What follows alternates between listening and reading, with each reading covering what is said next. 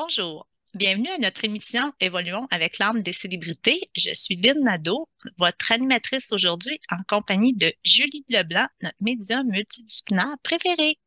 Coucou tout le monde, bonne et heureuse année. Oui, bonne année à toi Julie, à tous nos spectateurs, à tous nos auditeurs, auditrices et notre équipe de Focus. Oui, je vous souhaite vraiment d'être heureuse, en santé, prospère, en paix, en joie, incluant votre divinité et votre âme dans votre processus quotidien ainsi que votre cheminement spirituel. Namasté, je vous bénis. Merci Julie pour ce bon début d'émission. En fait, aujourd'hui, nos célébrités, c'est des célébrités spirituelles. On profite euh, du début de l'année, donc on a concocté une émission avec le frère André, Mère Teresa et Jean-Paul II. Oui, effectivement, on voulait commencer l'année avec une bénédiction puissante et quoi de mieux que de les réunir, eux trois, pour justement nous avancer à progresser. En tout cas, l'intention de mon invitation aujourd'hui, c'est vraiment nous aider à avancer aussi, mais Lynn, il y a une bémol. J'ai déjà eu un contact avec Jean-Paul II lors de mon moment où j'ai écrit le livre Guérir avec les stars. On avait eu une problématique, c'est qu'il était là, il voulait bien, mais il est limité. Il est limité avec des vœux de silence, hein, et les vœux de silence l'ont suivi de l'autre côté. Et il est tenu, dans le fond, à dire des choses, mais pas grand-chose non plus. Fait que, ah! Alors, il a réaccepté l'invitation de venir aujourd'hui. Maintenant, j'ai fait un petit clin d'œil, un petit sourire en me disant, j'espère que tu vas être capable d'ouvrir un petit peu plus que la dernière fois. Et puis, en tout cas, tout ça pour dire qu'on va profiter de au moins son message, de sa bénédiction et de sa puissance lumineuse, même si probablement il n'y aura pas grand-chose à dire.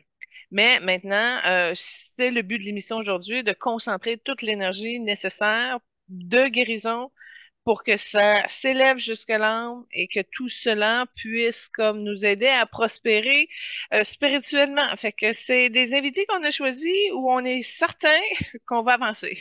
Ça, c'est le fun. C'est un petit peu la particularité de l'émission.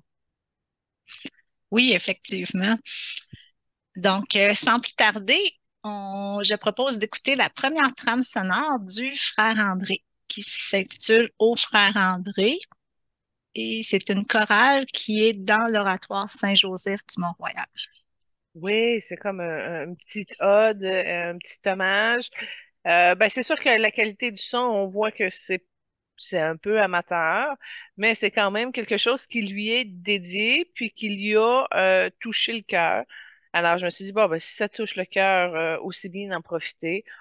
Mais on embarque dans le sujet rapidement pour la simple raison qu'il n'y a pas nécessairement de retour avec l'émission de la semaine passée avec nos légendes au niveau du hockey. On a réussi à avoir une belle bénédiction de Guy Lafleur et de Jean Béliveau pour conclure la belle année.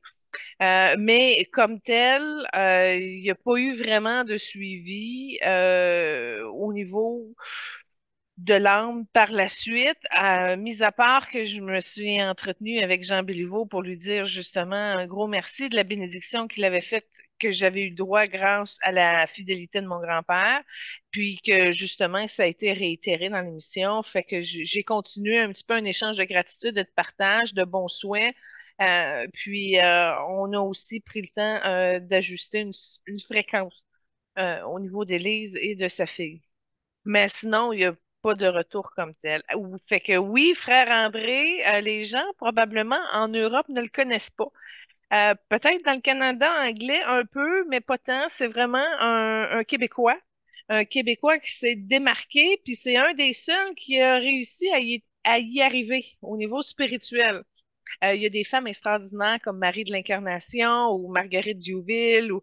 Il y a des saintes femmes qui ont été canalisées par la religion catholique, mais ça fait partie de d'autres centenaires. Mais des hommes qui ont réussi à vibrer autant l'énergie d'amour, de compassion et de guérison, frère André. C'est vraiment un cas exceptionnel qu'on a eu la chance d'avoir au Québec. Fait qu'on n'a pas eu tant. Il y en a eu plein d'hommes spirituels au Québec, mais qui s'est littéralement démarqué par justement le pouvoir de la foi. Ben là, c'est manifeste, là, et c'est Frère André, puis moi, je connais pas d'autres personnes. Toi, Lynn, peut-être tu as une culture spirituelle plus développée. Est-ce quelqu'un qui arrive à la cheville du Frère André au Québec? Non, pour Non, l'instant, hein? non. Non, non, Ouais. non. Fait que c'est notre top. Oui, exactement. Oui. Puis, le frère André, dans son parcours, rien ne laissait présager qu'il allait devenir un grand homme. Euh, Si je peux faire un petit peu sa petite biographie, il est né le 9 août 1845 à Saint-Grégoire et il est décédé le 6 janvier 1937 à l'âge de 91 ans. Ah, écoute, je te fais une parenthèse. J'ai reçu une télépathie. OK? Pour répondre à notre question, il y a eu un curé extraordinaire dans le coin de, oh mon Dieu, pas Berthierville, mais la ville à côté, pas Sainte-Élisabeth, Sainte-Geneviève, Saint-Cuthbert. En tout cas, dans ce coin-là, il y en a eu un, j'ai pas capté son nom, mais il y en a eu un qu'il y avait un effet Frère André, mais qui était moins connu puis qui touchait moins de monde, mais que le monde de la place le reconnaissait comme un saint de ce genre. Fait que je te dirais que le deuxième est pas très loin. Je ne sais pas si je vais avoir l'information de qui c'était, là. Je vais laisser venir. Mais il y a quelqu'un qui a réussi, un curé de paroisse, de faire un effet, puis c'est un effet moderne. C'est dans le dernier 100 ans. OK. Ah, c'est Ouais. intéressant.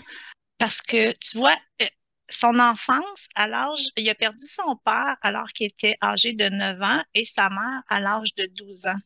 Euh, Euh, Attends un peu. Je veux juste te dire que c'est la mort de son père, OK? Ce que j'ai vu, c'est qu'il a commencé déjà à prier et dans sa prière, il était déjà très droit et très aligné. Fait que c'est comme si la mort de son père, il l'a passé spirituellement avec beaucoup, beaucoup de prières.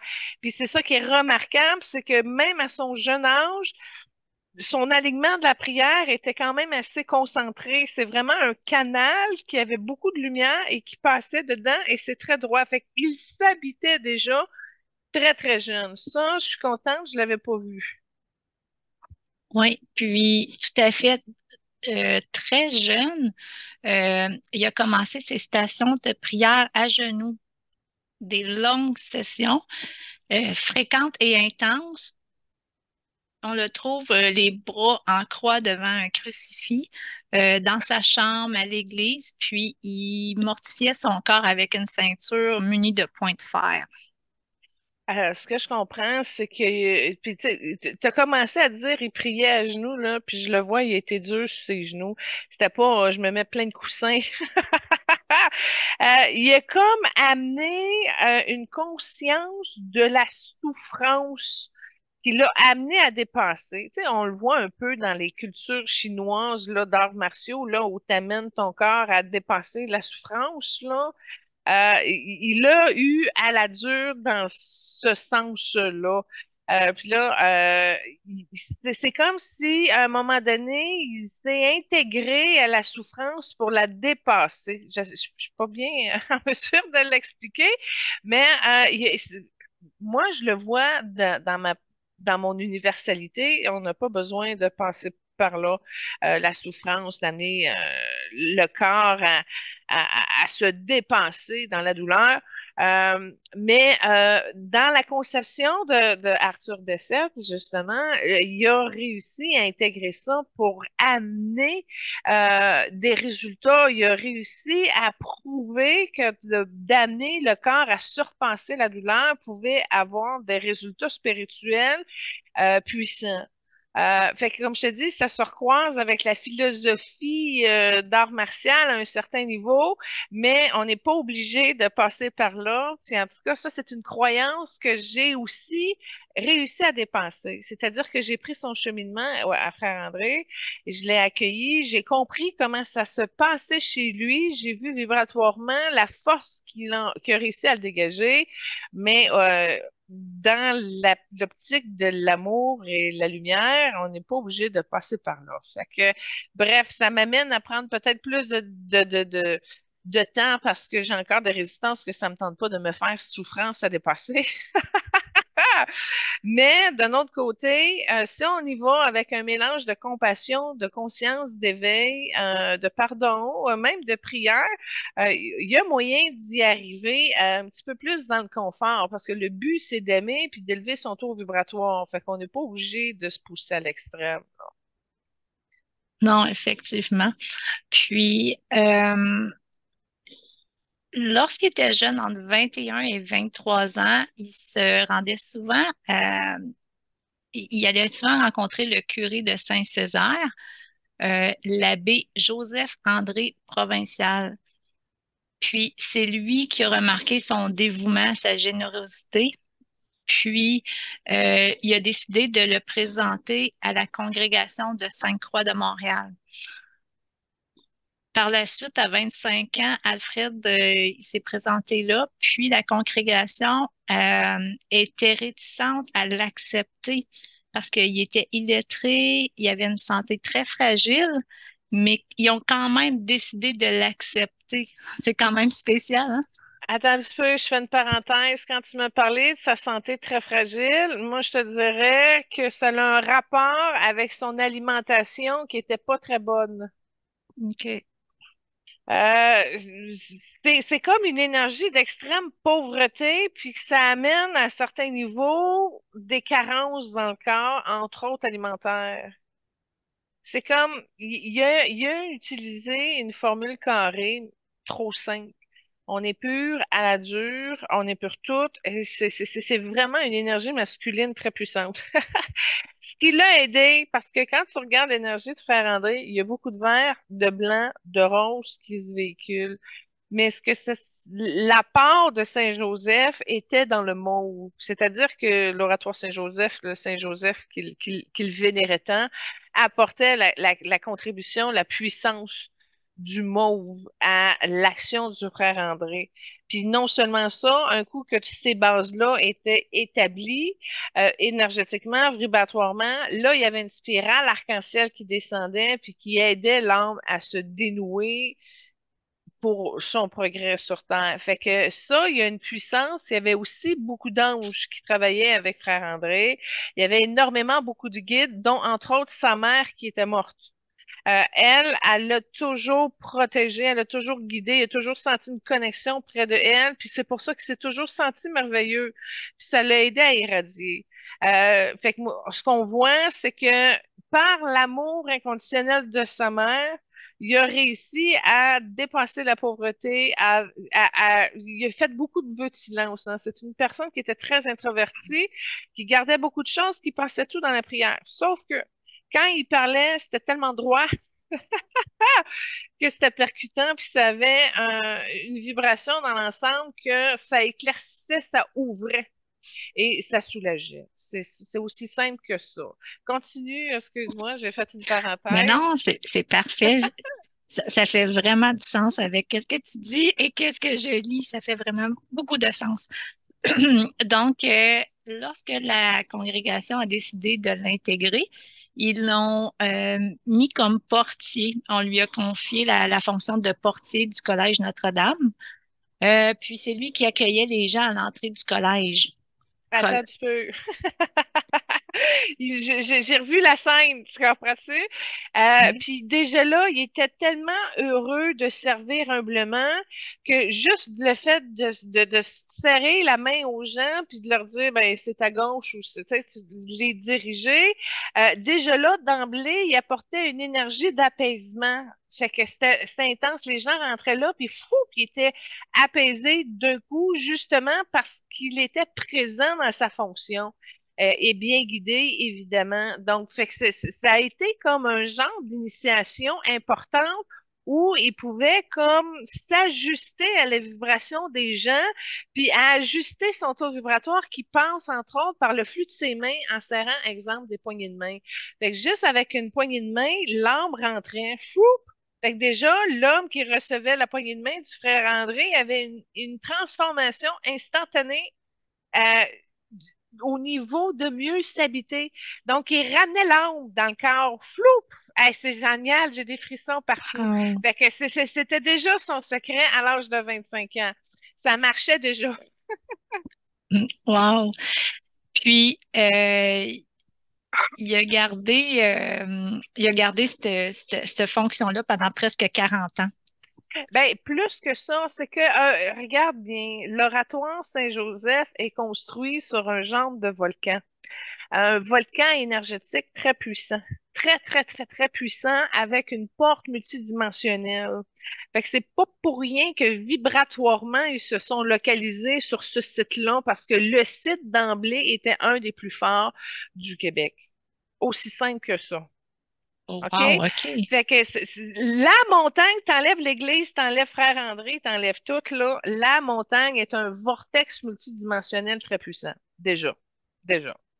Là, OK, quand on regarde l'énergie de la montagne et tout ça, elle est dans un jaune blanc de paix, de calme. C'est quand même avec un tout petit vortex qui est alimenté, si on peut dire, par l'énergie du lieu.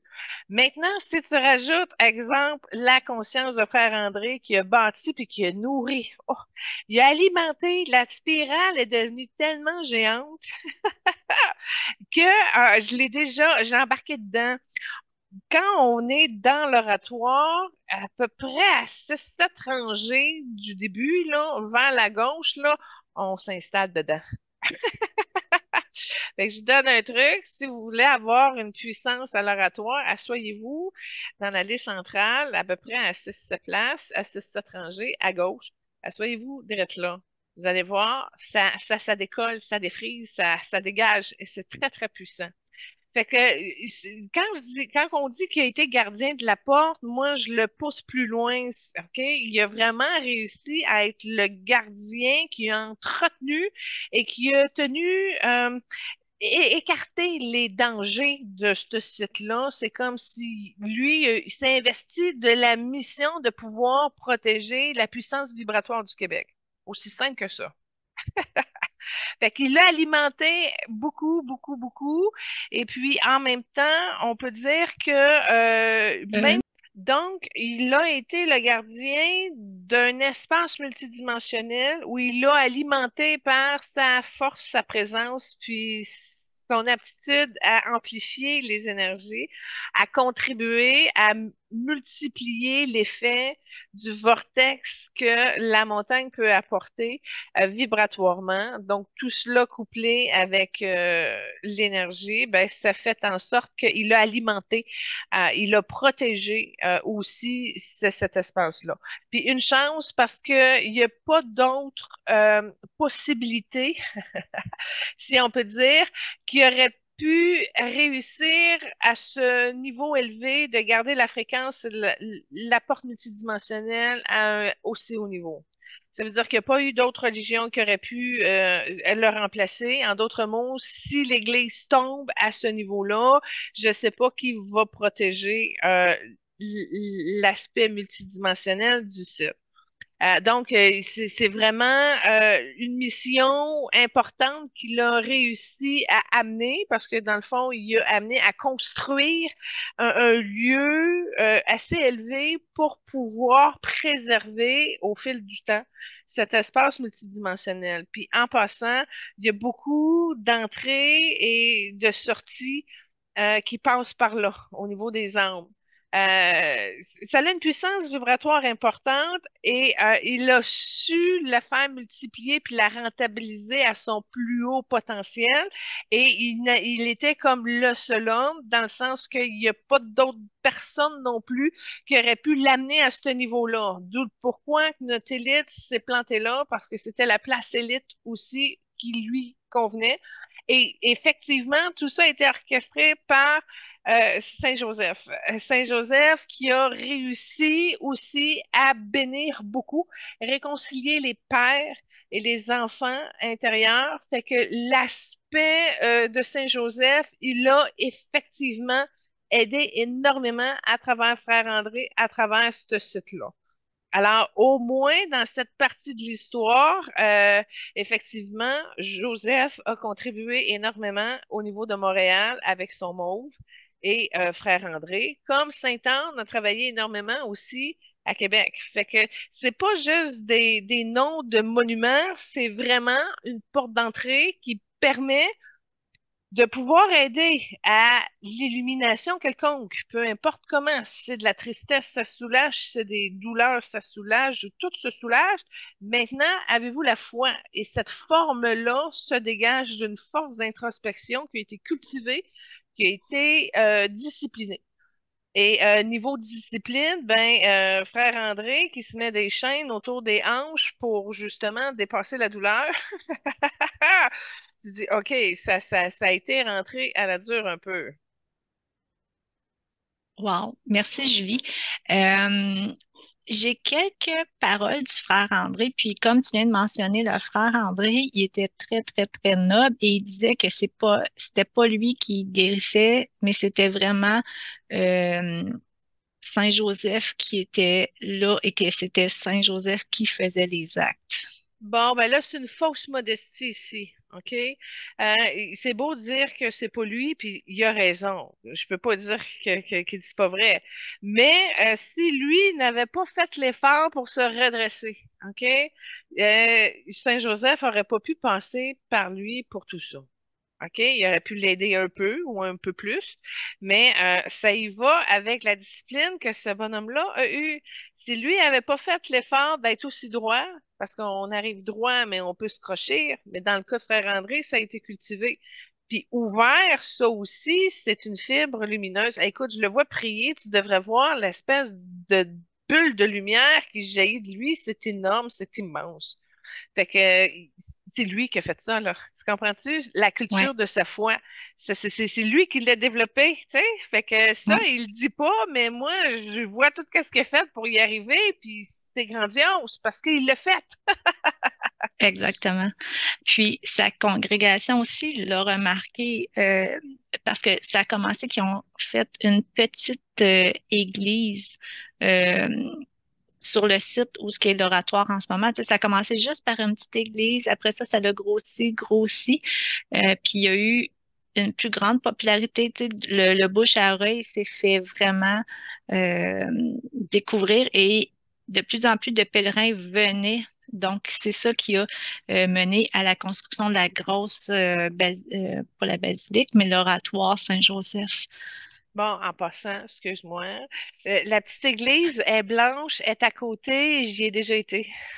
Oui, OK, elle est puis encore c'est là. tellement, écoute, tu rentres, c'est tout petit, c'est en tapis rouge avec un petit peu d'ornement, là, puis là, tu vois des béquilles à côté dans le fond, t'as comme, tu peux pas avancer, OK, mais là, à un moment donné, le monde jette des pièces là-dedans, et puis j'y avais été avec les enfants, Lynn, c'était, ma jeune fille, je pense qu'elle avait 3, 4, 5 ans, je sais pas trop, là, à un moment donné, elle traverse la main pour aller pogner la pièce d'argent. Hey, le système d'alarme est parti. T'as dit, tu laisses ça là. C'est correct. On prend pas l'argent qui est pas à soi. Ah, quel concept qui est difficile des fois, même quand on est adulte. La tentation peut être là.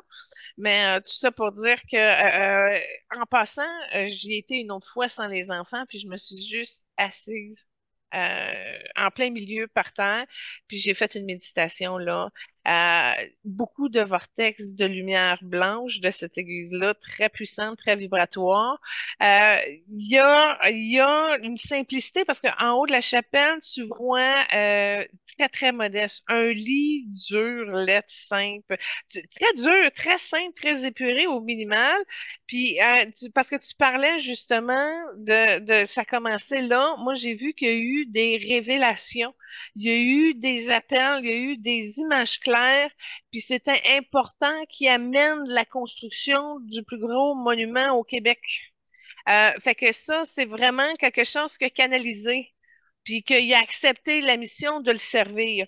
Fait que c'est vraiment parti par des connexions, des révélations, d'échanges de contacts, puis que là, lui a accepté de construire tout ça. Fait que, il y a eu des révélations pour le bâtiment, mais il y a eu des révélations à d'autres niveaux aussi qui lui ont servi à accomplir son œuvre. Fait qu'une personne très connectée.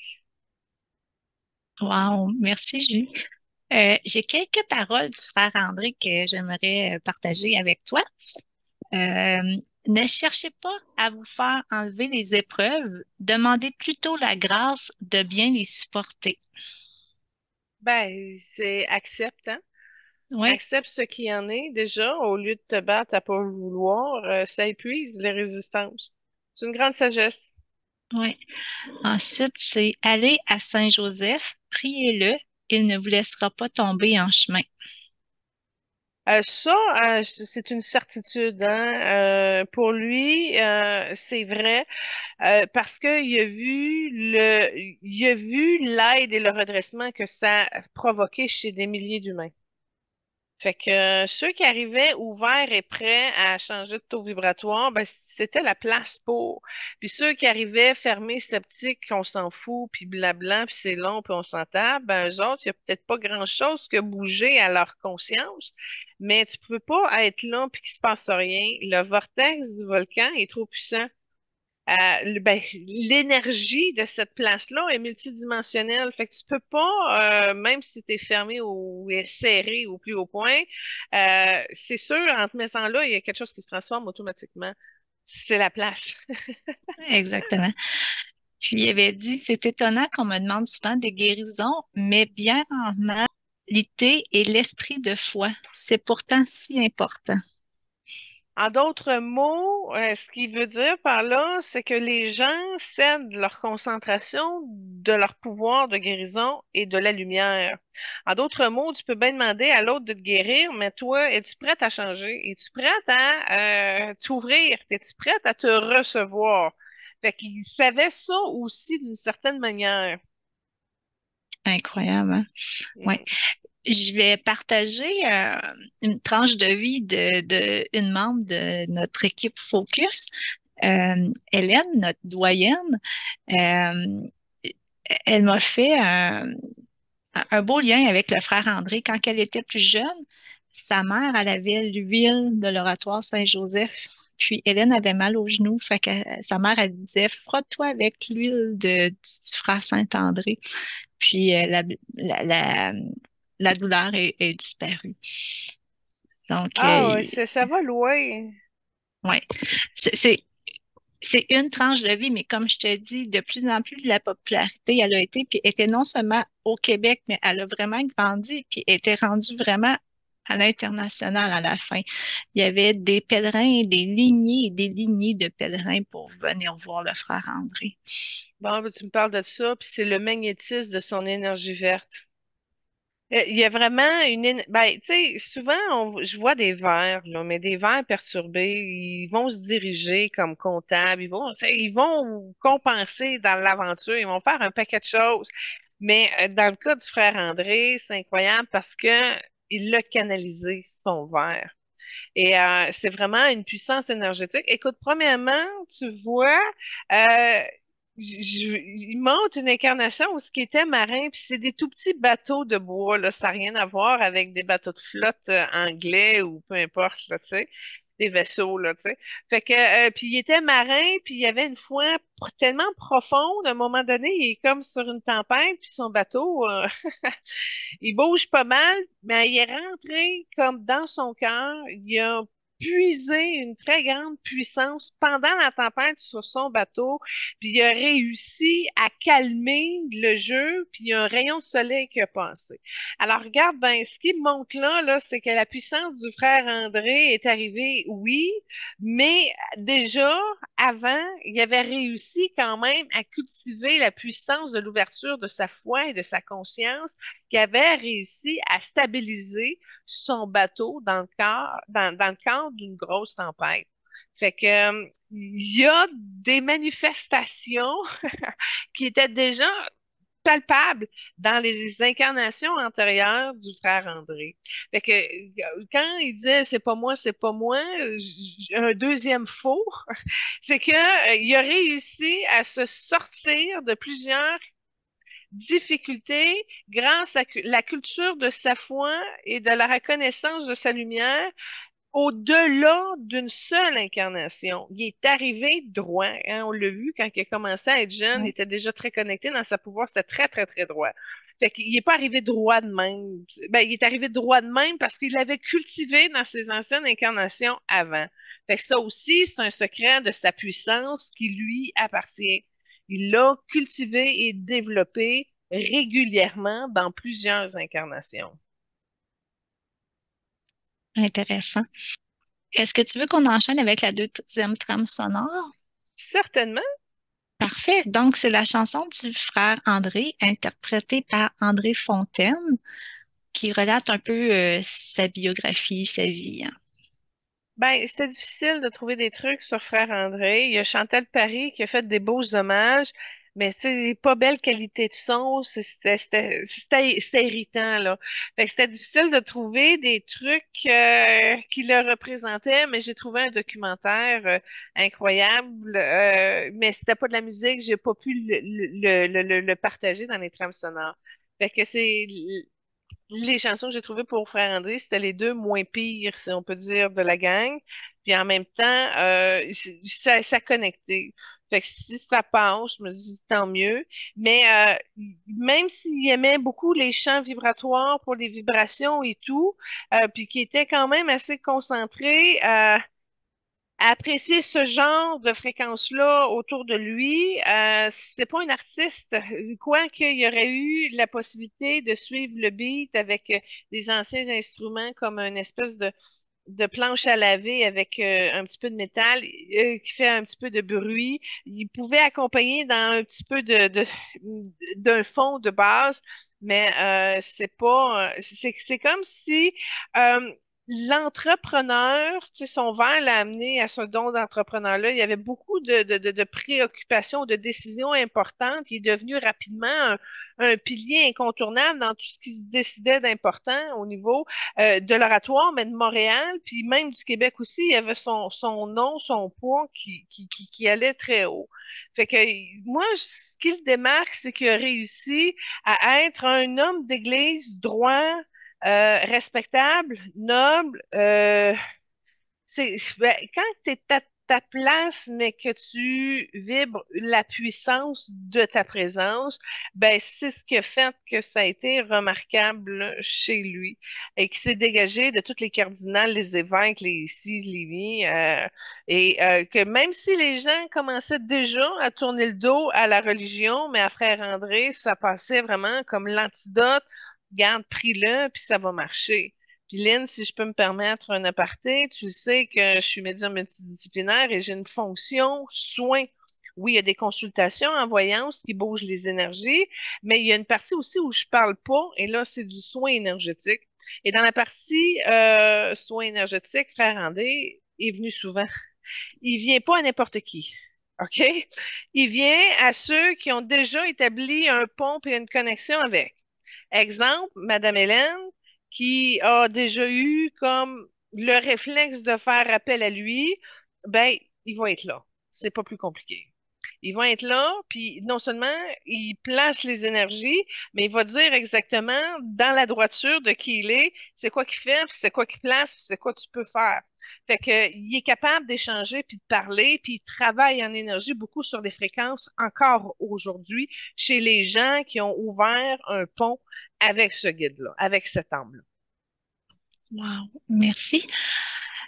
En fait, frère André, il a eu la béatification par Jean-Paul II le 23 mai 1982. Puis, il a été canalisé le 17 octobre 2010 par le pape euh, Benoît XVI. 16? Ouais, excuse-moi. Benoît XVI. Et on l'a Bon, appelé Saint-André. Le André vient de son prêtre qui a ouvert la voie à Alfred. c'est Arthur. C'est Arthur Bessette. Ah ben moi j'ai Alfred Bessé. Bon, on a pris une petite pause, chers auditeurs, parce que moi, depuis tantôt, je l'appelle Arthur, puis Lynn, depuis tantôt, l'appelle Alfred. Fait qu'on est allé voir et c'est vraiment Alfred. Puis moi, ben, c'est bizarre, parce que ça fait des années que je l'appelle Arthur. Alors, je m'excuse. Mais écoute, je l'ai toujours appelé Arthur Bessette. C'est spécial. Je me pardonne. C'est bien, Julie, merci pour la précision. Je vais conclure avec une dernière citation qu'il a fait. Il a dit, quand je serai mort, je vais être rendu au ciel. Je vais être bien plus près du bon Dieu que je le suis actuellement. J'aurai plus de pouvoir pour vous aider. Ben, plus près de Dieu, oui, à un niveau, mais plus près des gens aussi, tu vois. Ouais. C'est-à-dire que tu n'es pas obligé de te déplacer et aller à Montréal pour aller rencontrer le frère Bessette. Tu peux l'appeler directement dans ton salon. Ah, tu sais, ça marche. Maintenant, ça marche surtout si c'est ouvert. Parce que si c'est fermé, il viendra pas, puis tu vas dire ça marche pas. C'est sûr, si c'était pas ouvert. Puis plus près de Dieu, encore là, je l'ostinerais aujourd'hui aussi parce qu'il est un Dieu en soi. Tellement proche de son cœur, de sa lumière, de son âme, qu'il est un Dieu conscient de qui il est, donc par conséquent conscient de sa divinité et de sa source. Fait que c'est sûr que le langage universel il est très différent de celui de la religion catholique, mais en gros, on est capable de comprendre un peu le sens de ce qu'il veut dire, tu sais universellement parlant, par les lois de la résonance et de l'unité. C'est un guide qui est entreprenant puis qui est sérieux. Tu l'appelles pas pour changer si t'es pas prête à changer, sérieusement. Il est pas confortable avec euh, pas les gens qui résistent. Tu sais. C'est un spot allumé intense. Fait que t'arrives, tu prends, flac, fou, tu passes à d'autres choses. Si t'es pas prêt, vas-y pas. C'est aussi simple que ça. Ça m'a permis d'en connaître un peu plus davantage sur le frère André. J'avais des Ben, petites connaissances, là, mais il est content, premièrement, que je partage ses nouvelles sur lui, sa vie, là, qu'on fasse ça ensemble. Puis c'est une personne c'est une âme qui est contente puis qui est encore en service. Puis moi, il est venu m'aider souvent, très, très, très souvent. Alors, continuer à le nourrir, ce lien-là, parce que en passant, il y a des très grandes aptitudes pour les fréquences cardiaques. Je ne sais pas pourquoi, s'il y avait des problèmes il y a une spécialité là-dedans. Il l'identifie dans le réseau, puis il pense la lumière, puis il est capable de changer des fréquences à ce niveau-là. Fait que je sais pas pourquoi. Il est mort de quoi en passant, ce tout petit Alfred?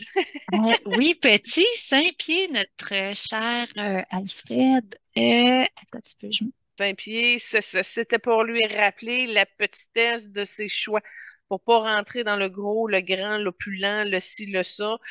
Lui, avec son corps de Saint-Pierre, il a réussi à se former une petite église pour lui Mhm. permettre justement de pouvoir se concentrer sur cette simplicité-là. Très intéressant son Saint-Pierre à ce niveau-là. Ouais, et je sais pas la raison. J'ai des points d'exclamation dans ma recherche, fait que Ben, ça a des chances au niveau cardiaque, comme je te disais. Il a réussi à développer une spécialité au niveau de ça. Fait que ça m'étonnerait pas qu'il soit décédé de ça. ouais. Mais il y a quand Ouais. même il y avait quand même 91 ans, tu sais, c'est comme quand même très remarquable pour dans ces années-là, là, tu sais, Ben de oui. ouais. Ouais. Mère Teresa. Ah, alors on va passer du Ouais. vert au rose, parce que c'est un rose. C'est drôle, hein, parce qu'on a parlé de Jean Béliveau qui était jaune, blanc avec du rose. Mais Mère Teresa est dans les couleurs de Jean aussi, mais inversée. Elle est dominante rose avec du blanc puis du jaune. Fait que Wow. il y a un rapprochement très proche, mais c'est pas pareil, mais c'est des mêmes fréquences, puis ça a une belle douceur puissante. Wow, ben merci, Julie. Donc, la première trame sonore que tu as choisie pour Mère Teresa, c'est interprété par Natacha Saint-Pierre et ça s'intitule Viens, sois ma lumière. Mère Teresa, ce qui a aidé, contrairement à Frère André, c'est qu'ils ont fait probablement une série ou un documentaire ou un film, je sais pas, mais il y avait la trame sonore. Fait que là, je me suis dit, ah! Et puis, il y a aussi, Chantal Paris, elle a chanté vraiment beaucoup pour les cinq, là, parce qu'il y avait des tunes d'elle dans les autres invités qu'on avait, mais c'est ça, qualité du son piètre. Fait que là, je me suis dit, bon, Natacha Saint-Pierre, déjà, ça rafraîchit, ça rajeunit. Puis en même temps, ça faisait partie de cette série-là que je n'ai pas vue, ou je sais pas c'est quoi. Mais en tout cas, ça vient de ça. Puis Natacha Saint-Pierre, ça faisait longtemps aussi qu'on ne l'avait pas vue ou qu'on l'avait entendue au Québec. Fait que je me suis dit, tiens, pourquoi pas partager son ode à Mère Teresa. Oui, excellent.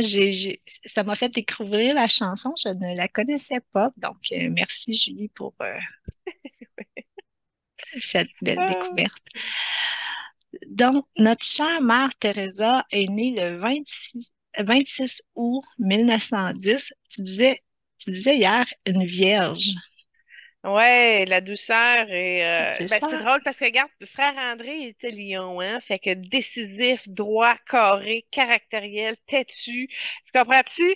Là, on tombe dans l'opposé, la Vierge toute douce, de bonne humeur, discrète, qui prend pas trop sa place, mais qui s'implique. Prend pas trop sa place dans le sens les vierges ont de la misère à communiquer, les vierges ont de la misère à dire qu'est-ce qu'ils ressentent, fait que c'est plutôt introverti. C'est un signe très puissant en passant parce que moi, mes planètes de canalisation, de mission de vie sont en vierge. Fait que mes aptitudes médiumniques proviennent de certaines planètes en vierge. Et puis, bon, c'est ça, c'est un signe que j'apprécie beaucoup, mais que c'est très distant avec le scorpion, là, ou même le lion avant, qui est plus caractériel. Fait que Mère Teresa, avec le rose, le blanc et le jaune qu'elle portait, premièrement, ça a été développé. Ça a été développé et amené à sa plus haute expression, c'est-à-dire pur et bien, bien en haut. Le taux vibratoire de Mère Teresa était très bien canalisé. C'est beau, c'est fluide, c'est doux, c'est harmonieux. Et elle avait un contact très présent au niveau du cœur. Comme si elle était installée à côté de son cœur, puis que, il y avait une complicité où elle disait ce qu'il pensait par le véhicule du cœur. Donc, une personne aussi qui ne parlait pas beaucoup, mais quand elle parlait, ça avait quand même une douceur, une puissance et qui provenait d'une présence importante, que ça faisait un autre effet. Ça nettoyait plus en légèreté, ça soulageait les gens, puis ça remontait leur taux vibratoire, puis leur niveau d'amour qu'ils portaient pour eux et pour la création. Fait que c'est pas le même effet que Frère André, mais en même temps, on avait-tu besoin d'une sainte femme pour venir adoucir tous les aspects patriarcaux qui ont amené beaucoup de souffrance. Il y avait beaucoup de pauvres, de malades, beaucoup à faire. Puis ça a été une femme qui s'est dévouée, mais qui a été extrêmement occupée. C'est pas le genre de personne qui disait, OK, je prends une semaine, je m'en vais dans un 5 étoiles, puis merci, bonsoir, je vais avoir la paix, là. C'était pas ça. C'est des conditions de vie extrêmes, de la pauvreté à sa plus grande expression, puis à la misère, c'est la couche de misère humaine la plus proche que tu peux aller te rapprocher là, dans ce monde-là. Là. Fait que d'où le pourquoi qu'elle est arrivée à des situations vibratoires grandioses, parce qu'elle a réussi à amener de la compassion, le secret de son rose, à sa plus simple expression et de façon inconditionnelle. Fait que regarde, t'es une âme, t'es sur Terre, amour, flou. Si t'as livré, m'a t'aidé, bien, tu sais, c'est une des saintes extraordinaires parce qu'elle a réussi à rester sur le chemin de qui elle est. Et c'est un petit peu les critères qu'ils prennent pour canaliser la sainteté d'une personne parce que plus qu'elle est, plus que le résultat est profond, plus que la puissance que cela génère se multiplie, puis à l'infini. Fait que, à partir de ce moment-là, exemple, une âme qui aurait rencontré Mère Teresa va s'en souvenir à tout jamais. Pourquoi? Parce que la marque d'amour qui a été déposée est pure et directe et inégalable. Donc, ces personnes-là, quand on les contacte au niveau énergétique, sont aussi en service et très puissantes. En d'autres mots, Mère Teresa est venue également aider des gens pendant mes consultations et mes soins. Pourquoi? Parce que elle sait où est-ce qu'elle peut contribuer et quand la personne en a besoin, elle est là. C'est aussi simple que ça. Ça marche pas plus sur complication, là. Ce que j'ai remarqué, c'est que c'est une aide pure. C'est très modeste. Elle va venir beaucoup aider les femmes, les enfants. Euh, Elle est spécialisée dans la compassion. Donc, si un jour vous avez un problème face à la misère humaine, une difficulté à la gérer ou une distorsion à partir de ces situations-là, ben, c'est la guide idéale que vous pouvez remercier de vous accompagner par le contact du cœur et elle va venir justement vous endombrer de sa triple lumière très puissante, très pure. Elle est de ces ans très, très évoluée en énergie de l'autre côté. Et elle ne s'est pas réincarnée. Je ne l'ai pas dit sur Frère André, mais Frère André non plus n'est pas réincarné. Et puis, Mère Teresa, elle est aussi une douceur directe. Donc, des fois, on a besoin d'un réconfort. Elle va apporter le cœur d'une mère. Fait que déjà là, toutes les blessures liées à la mère, c'est très dans ses cordes. Autant que Frère André était plus spécialisé au niveau du père. C'est drôle, hein? Fait qu'on a un complément. On peut quasiment marier. C'est une joke. Puis en même temps, Mère Teresa, elle est entourée, c'est-à-dire qu'elle est incluse dans le cercle de guides des mères divines de ce monde. En d'autres mots, Mère Marie ou Anna, la grand-mère de Jésus, ou bon, Mère Teresa fait partie du groupe des mères divines. Il y en a plusieurs, là, sont très nombreuses, les mères divines. Elles ont toutes le secret de cette fréquence-là, c'est-à-dire de venir réconforter d'un amour maternel pur, inconditionnel et puissamment. Les mères divines viennent souvent aider. Des fois, il y en a une ou deux qui vont se présenter du lot de la gang. Mais Mère Teresa, elle est admise avec eux, fait qu'il n'y a pas de problème. Autant au niveau des mères divines. Donc, c'est une femme qui va aider les mères divines de ce monde à soigner et aider à redresser les énergies pour aider les enfants de ce monde. Et c'est pas juste les enfants, c'est les enfants représentés, les gens dans leur cœur qui habitent la terre. Fait que c'est aussi simple que ça. Tu sais, c'était un enfant de Dieu, t'es un enfant de la création. T'es aimé par les mères divines et accompagné aussi. Donc, ça aide énormément au redressement de l'enfant en soi, exposé à la misère, à la pauvreté, à la maladie, etc. Donc, ce sont des énergies des mères divines très puissantes. Merci, Julie.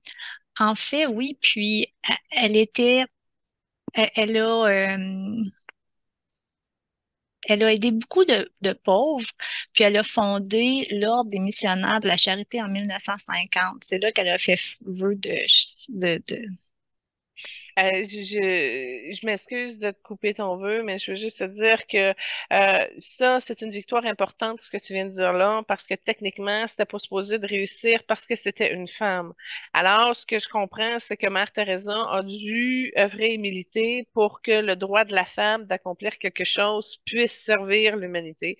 Elle a dû se battre pour ça. Continue.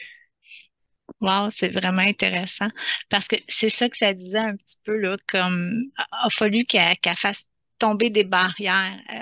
Ouais. Qu'est-ce qu'elle a réalisé? Elle a réalisé beaucoup avec les pauvres, avec les démunis, mais elle a beaucoup aidé la femme à avancer également. Oui. Et pendant que tu parlais, elle m'a montré une autre incarnation olympique Ah, dans le temps des Grecs, probablement, avant Jésus, où c'était un homme petit qui était obligé de pousser pour prendre la place puis de faire bouger les structures. Fait que c'était pas son premier combat d'innovation des structures. Elle l'a fait dans un cadre olympique où ben, elle était en forme. Ben, il a quand même réussi à pousser pour pouvoir avoir la place de pouvoir le réaliser.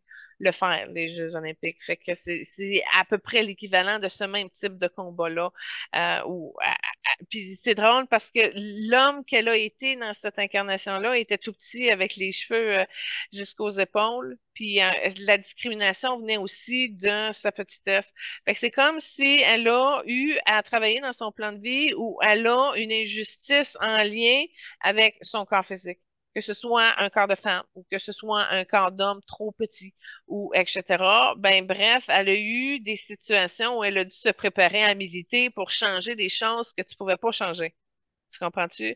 Tu as des droits au même titre que, mais en même temps, vu que tu es pénalisé en partant, ben, elle a eu comme l'élan et la discipline de pouvoir le dépenser. Et son incarnation aux Jeux olympiques l'a aidé dans son combat en 1950. OK, c'est intéressant. En effet, elle était petite, elle faisait 1,52 m. Un petit peu plus grande que frère André de 2 centimètres. Ouais. Fait que, C'est ouais. grandiose, hein? Comment que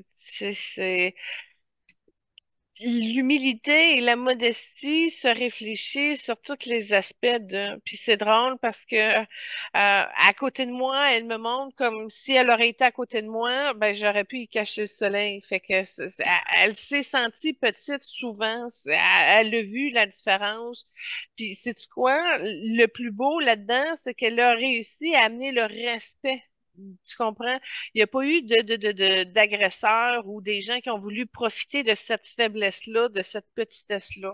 C'est comme si elle l'a tellement bien illuminée que finalement, elle a réussi à toujours être protégée. Parce que si tu regardes son histoire, moi, je le vois pas en énergie, là. Mais elle n'a pas eu de menace, elle n'a pas été poignardée, elle n'a pas ci, elle n'a pas mis, là. Elle a vraiment eu Non. un parcours où ce que sa présence pleinement apportait quand même un respect, puis une distance aussi par rapport aux perturbateurs quelconques et tout ça. Fait que c'est comme si, même si elle était petite, le fait de s'habiter pleinement imposait quand même un respect qui dominait par une fréquence d'amour puis de simplicité, mais en même temps d'action. C'est ça qui est beau. Oui. Puis, elle a voyagé quand même beaucoup. Tu sais, est allée à bien des endroits dans le monde justement pour faire avancer l'aide aux pauvres, puis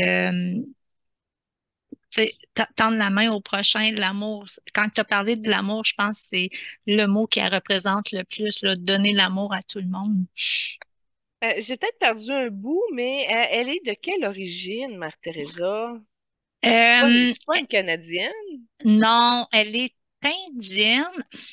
C'est que elle est née. euh, un petit peu, je vais dans, c'est juste. Euh, Elle est une Albanaise indienne, puis elle est née en Macédoine. Mais après ça, elle a eu le statut indienne un petit peu plus tard parce que ses œuvres ont surtout été à Calcutta en Inde. Puis elle a eu la citoyenneté indienne par la suite. Intéressant, intéressant. Ouais. Ben, écoute, ça expliquerait un petit peu le croisement parce que oui, elle est identifiée avec des mandibulles, mais elle porte aussi d'autres styles de vibrations. Moi, je te dirais, écoute, si on prend ça par l'envers, elle avait une foi absolue, puis elle n'était pas que dirigée envers l'Église catholique. C'est ça que ça dit dans le fond. Parce que ce que je vois, c'est que Lakshmi, elle a déjà aidé Mère Teresa. Il y a plusieurs guides hindous qui ont passé par Mère Teresa, puis elle les a remerciés, puis elle les a priés, puis je vois avec son cœur, elle échange avec. Fait que d'après moi, elle a été une multi-poly guide. Oui. Au-delà de l'espèce de façade de la religion catholique. Elle a servi avec d'autres dieux que ceux de la religion catholique. Pourquoi? Parce que la foi est universelle.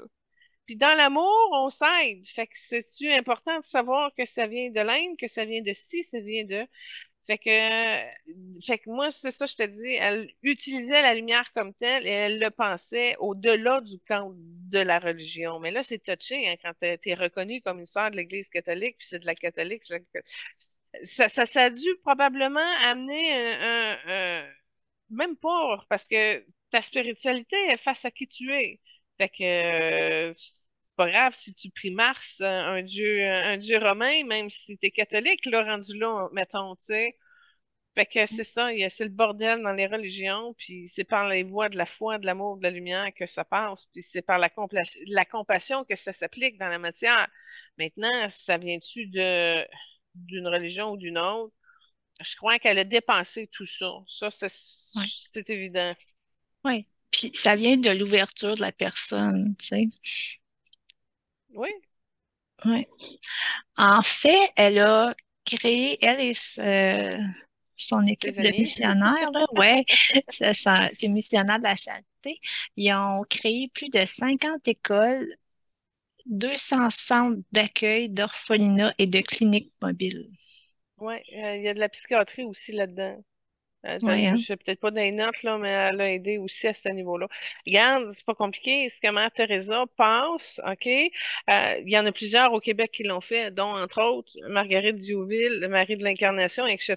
Fait que ces saintes femmes-là, là, c'est comme des sœurs grises, c'est-à-dire des sœurs qui sont sur le terrain et non pas cloîtrées à quelque part, là, puis qui se dévouent comme ça, vraiment, pour apporter un support, une reconnaissance maternelle. Parce que l'éducation, c'est la mère, les soins, c'est la mère et tout ça. Fait que c'est des mères divines en action pour aider justement à vider le tempérament de souffrance humaine lié à l'expérience terrestre.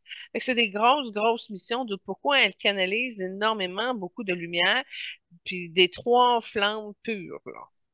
C'est remarquable, bravo. Exactement. Puis, j'aimerais ça faire un lien avec Lady Diana et Mère Teresa. Oui, il y en a du lien là-dedans. Vas-y, j'ai hâte de voir où Ouais. tu vas. Ils se sont rencontrés à 2 reprises. Yeah, parce que j'ai vu qu'ils s'étaient rencontrés, fait que j'aurais été dans ce coin-là.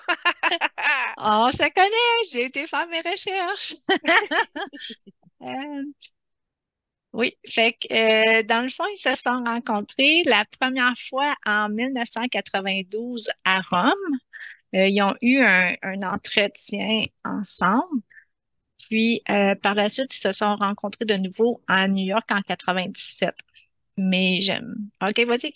Ben, écoute, en passant, quand tu as dit ils se sont rencontrés, moi, ce que j'ai vu, c'est que Diana, elle avait un enfant dans ses bras, puis qu'elle a œuvré sur le terrain avec ma Teresa. Là, tu me parles de Rome puis de New York, puis ça n'a pas de l'air pantoute à la mission que j'ai vue. Mais ce que je sais, c'est que Diana, suite à son contact avec ma Teresa, parce que Diana, on l'a dit quand on a fait son émission, hein, elle fait partie des mères divines de ce monde. Ouais, Alors là, tiens, et ça fait une de la gang de plus qui est identifiée. Et puis, garde qu'elle se rencontre. Moi, ce que j'ai vu, Mère Teresa, un sourire béat, beaucoup d'amour, une belle reconnaissance. Fait que déjà, Mère Teresa, elle avait le soutien inconditionnel de Lady Diana, qui est plus bleue, mais qui porte en soi les couleurs des Mères divines, qui, en passant, Lady Diana a déjà été en lien maternel avec Mère Teresa dans une ancienne incarnation où Lady Diana était sa fille. Fait que déjà là, ça a dû être un moment de leur expérience intense où deux cœurs ouverts se reconnaissent ou échangent les mêmes fréquences pour aider les enfants de la Terre et de ce monde. Euh, Puis en passant, Lady Diana avait à cœur les illettrés, avait à cœur les orphelinats, les centres de refuge, d'aide, etc. Fait que, non, une chance qu'il y a des mères divines qui œuvrent sincèrement, là, parce que ça a énormément aidé, et ce, peu importe les siècles ou les passages historiques difficiles qu'on a eus, puis qui ont été adoucis justement par la part de ces mères divines-là. exactement. Puis ils ont vécu en même temps, là, tu sais, dans le sens que il était très célèbre, puis il y avait le désir commun, le désir d'apporter de l'amour aux marginalisés et aux délaissés. Oui, ben, compassion, c'est quand le cœur y Exactement. va, puis que tu vois qu'une personne souffre, c'est sûr qu'elle va être délaissée, imaginant si les gens passent à côté, la tête haute, et personne ne s'en occupe, tu comprends? Ouais, Fait que c'est important qu'on ait eu des exemples comme ça, puis c'est des belles actions déterminantes pour l'évolution et la conscience de la race qu'elles ont apportées. Puis je trouve qu'elle a été canalisée ou syntonisée, sainte, un peu trop tard. Ça prend du temps Mm. avant qu'on remarque l'achèvement ou l'accomplissement de ces personnes-là. Comme tantôt, tu me parlais de frère André, ça a pris du temps, là. C'est trop long, c'est trop long. En tout cas, Ouais. dans le cas Mais de Jeanne d'Arc, ça a pris beaucoup de temps, là. ouais. On pourra en reparler lorsqu'on va parler tantôt de Jean-Paul II, parce que Jean-Paul II, il a apporté des modifications justement à la béatitude et à la canonisation. Il a réduit un petit peu les étapes. C'était dans son processus qui a apporté, là. Bon, Mais un bonne autre nouvelle. point que je voulais partager avec Lady Diana et Mère Teresa, c'est que il y avait la même passion, mais il était tellement différente dans le sens qu'une avait fait vœu de pauvreté, tandis que Diana était quand même une princesse, était habituée avec le luxe et tout ça, mais elle n'avait pas peur d'aller vers les plus démunis malgré son statut. Donc, tu sais, c'est deux compléments vraiment différents, mais qui Ah, se ben, t'as ouvert rejoignaient la par porte. l'amour. Oui, oui, oui, mais c'est ça. C'est drôle que tu dises ça parce que je m'en allais là aussi. Tu sais, Diana, là, OK, elle a passé dans la richesse et tout ça, mais elle a fait le vœu de la non-amour. Tu comprends-tu? Elle a sacrifié son cœur pour le titre, Ouais, le rôle, etc. Puis, Mère Teresa, c'est rien de ça. Elle, c'est flou, l'amour au cœur de son choix. Fait que c'est le prix du cœur que ça a coûté, tu comprends-tu? C'est un beau contraste à ce niveau-là, mais ça reste tant que ce sont deux femmes aux cœurs ouverts qui ont œuvré pour améliorer l'espace mondial. Aussi simple que ça. Le point commun est là. L'autre l'a eu dans l'opulence, l'autre l'a eu dans presque rien, tu sais. Ben, ouais. Puis, lorsqu'ils se sont rencontrés, c'était la deuxième fois et la dernière fois, c'était en juin 1997. C'était 2 mois avant les décès respectifs des deux dames, parce que les deux dames nous ont quittés à un 5 jours d'intervalle. Dans le fond, l'accident de voiture qui a enlevé la vie à la princesse Diana a eu lieu le 31 août. Puis Mère Teresa a immédiatement envoyé ses condoléances en disant de Diana qu'elle était vraiment soucieuse de la condition des pauvres. Elle désirait fortement faire quelque chose pour eux et c'était très beau. Puis elle dit voilà pourquoi elle était proche de moi. ouais. Puis Diana, bien qu'elle était anglicane, a été enterrée avec le rosaire offert par Mère Teresa lors de la Ah, c'est ça, je rencontre. te disais, il y avait quelque chose de au-delà Oui, de la religion, puis là, tu arrives avec une preuve, là. oui, oui, oui. Puis, qu'est-ce qui est vraiment malheureux, puis c'est bizarre comment que les circonstances ont été, c'est que Mère Teresa a pu offrir ses condoléances, mais n'a pas pu se présenter aux obsèques parce qu'elle est morte la veille des obsèques de Diana. Fait qu'il y a eu 5 jours de différence entre le décès des deux dames. Ce que je vois chez Mère Teresa, c'est qu'elle s'est étouffée, elle n'est pas morte d'étouffement. Euh, elle a eu beaucoup d'épisodes de maladie dans les dernières années de sa vie, hein. Donc, il y a eu beaucoup Ah, elle s'est d'épisodes. étouffée!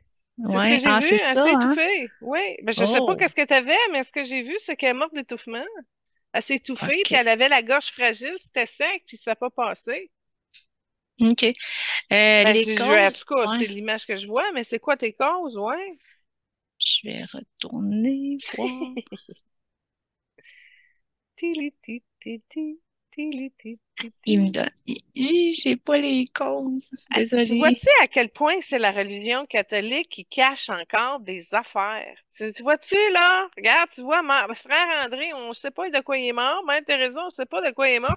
Alors, Julie Leblanc vous l'a dit. Elle est morte étouffée. Mais je sais qu'elle a, ouais, elle a souffert dans les derniers temps. De- Elle a été hospitalisée à plusieurs reprises et tout. Euh, j'ai 3 citations qu'on pourrait, on pourrait peut-être faire la deuxième trame sonore puis conclure avec ces Excellent. citations. Bonne Donc, idée. la deuxième trame sonore que tu as choisie, c'est L'hymne à la vie, Mère Teresa. Ouais, c'est comme un genre d'hommage, d'image de son parcours et tout ça. Je trouvais que c'était très vibratoire et vibrant aussi, puis que, en tout cas, ça représentait la sagesse. Alors, je me suis dit, tiens, on peut aller avec ça, parce que, mine de rien, les chansons sur Mère Teresa sont quand même aussi peu nombreuses. Oui, Ouais. Fait exactement. que là, on avait quelque chose qui lui rendait hommage. Je me suis dit, on va en profiter. Oui. Et c'est toutes des belles phrases clés. La vie est beauté, admirez-la. La vie est amour, jouissez-en. C'est vraiment des belles paroles qui rendent hommage à qu'est-ce que Mère Teresa nous a enseigné au long de sa vie. Ouais, ce message, exactement. Ouais. Donc, les citations qu'elle nous a données, c'était La vie est un défi à relever, un bonheur à méditer, une aventure à tenter. Puis là, tu t'es acheté des billets pour aller en voyage. Ça t'a influencé. Le bonheur est dans le voyage. Ah. Non, j'avais pas fait le lien vraiment, mais une aventure à tenter, un bonheur à méditer, tu sais, je Bon, trouve ça, OK. c'est des Premièrement, belles paroles. on va y aller universellement, OK? Une aventure à tenter. Ça veut dire accueille et accepte, intègre-toi dans ton incarnation. C'est important que tu t'habites pleinement. Deuxième phrase, c'est quoi? Le bonheur à méditer, Bon, le bonheur à méditer, ça veut dire qu'il t'arrivera pas tout seul. C'est pas parce que tu as un 40 millions qui te tombe dessus en gain de loterie ou là que tu as réussi à te trouver un mari ou quoi que ce soit. C'est que le bonheur se cultive. Comment? Par la voie intérieure. Du cœur, du centre, du juste, de la lumière. Fait que le bonheur se médite en voulant dire occupe-toi-en, puis rentre en profondeur sur le sujet de la question pour pouvoir dépasser tes tourments qui te relaie à l'humanité pour pouvoir guérir ces aspects-là, puis d'être une personne heureuse. Et ça, ben, c'est un choix, c'est un parcours, c'est un trajet. ouais. Troisième phrase, c'est quoi ça disait? La vie est un défi à relever. Ben, c'est ça, faut que tu t'en occupes. Il faut que tu prennes tes complications, les situations de vie qui sont comme déroutées ou amochées, puis que tu ramènes ça droit, tu ramènes ça dans le centre. C'est exactement ça. Ouais. Puis une autre de ces citations était Si vous ne pouvez pas nourrir 100 personnes, nourrissez-en au moins une. Partage, tu sais, Ouais. aide ton prochain, aimons-nous, c'est tout ça que ça veut dire, tu sais, c'est pas de sauver tout le monde, mais c'est d'être capable de t'occuper de qu'est-ce qu'il y a autour de toi, puis de faire une différence, que ça apporte un plus. Exactement. J'ai deux questions. La première question, c'est de Lynn du Focus Group.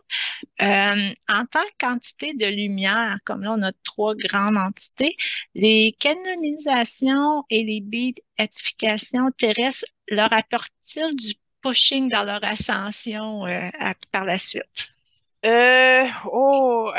Bonne question parce qu'on l'a vu, j'ai répondu à ça dans l'émission Spéciale France avec Jeanne d'Arc, tu comprends-tu? La vibration Ouais, est élevée, la puissance passait déjà, elle n'était pas reconnue, puis c'était compliqué en plus parce que c'était morpionné dans des procès truqués, etc. Mais ça n'a pas changé grand-chose à ce que Jeanne d'Arc puisse continuer à œuvrer par la lumière de qui elle est. Et si on y va avec nos invités modernes, techniquement, on aurait tendance à dire que ça change rien au niveau de la poussée vibratoire, mais ça amène quand même un léger plus. Pourquoi? Parce que la reconnaissance, en la rendant officielle, ça permet d'ouvrir encore plus, du moins que ça soit dégagé et ouvert, et ça permet à plus de gens de se rallier à cet égrégore de lumière-là et de pouvoir en profiter. Fait que ça amène un plus, mais ça change rien si c'est pas là. Ah! c'est bon. Merci.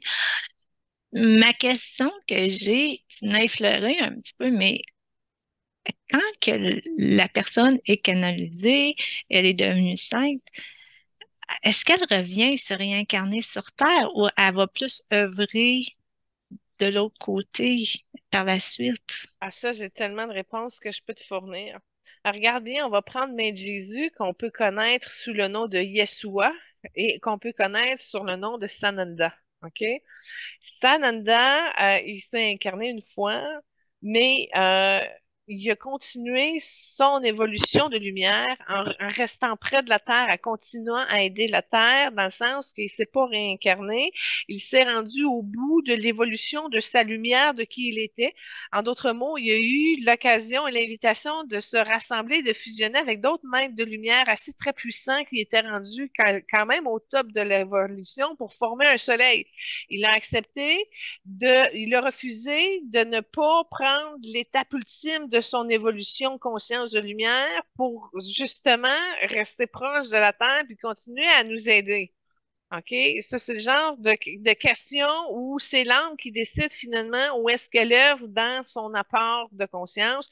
Puis, il est sollicité. Il aide vraiment beaucoup, beaucoup sur Terre, puis ça n'a pas lâché, là. Au-delà de la religion, OK?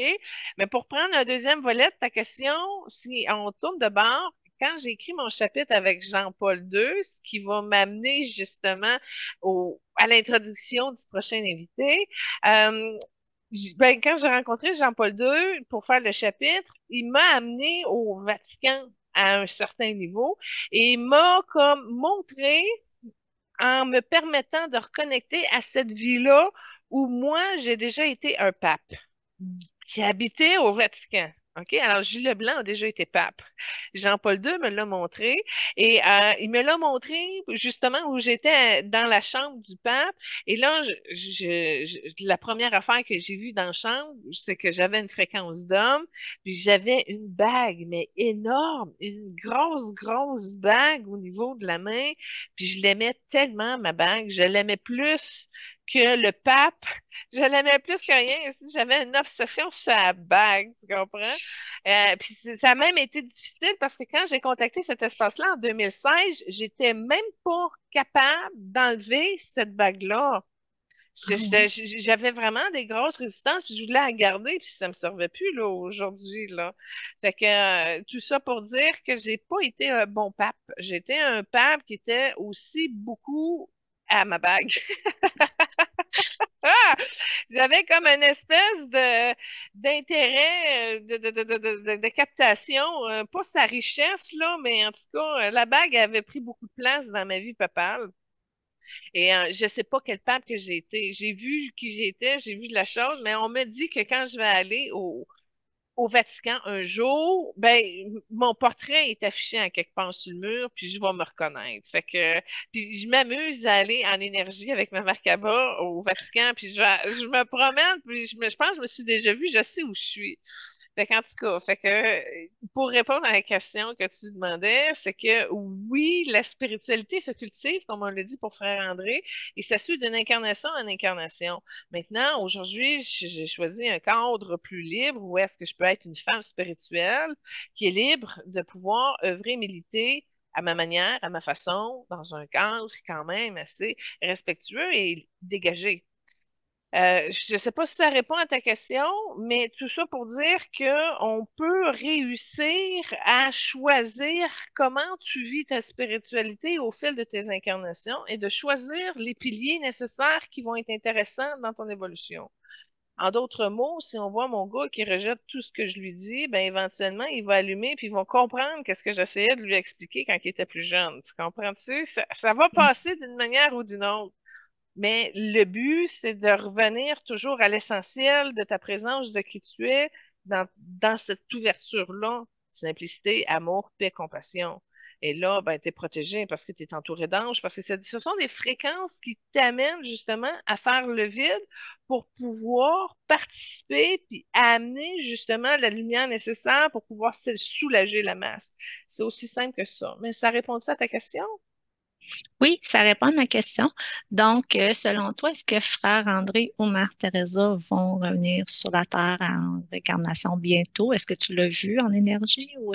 Ben, il faut comprendre quelque chose, c'est que quand ils décident de venir en incarnation, ils ont une chance de s'enfarger d'un fleur du tapis et de régresser aussi en se générant du karma. Tu comprends-tu? Fait que si tu veux décider de te réincarner quand tu es rendu à un niveau de puissance et de présence supérieur, à un moment donné, ton karma il est vide, puis tu n'as plus besoin de revenir pour l'épurer. C'est le but de pouvoir avoir la conscience de le vider le plus possible. Puis quand c'est vidé, ben le but, c'est que tu reviens pas pour t'en recréer. Tu comprends? Oui, tout à fait.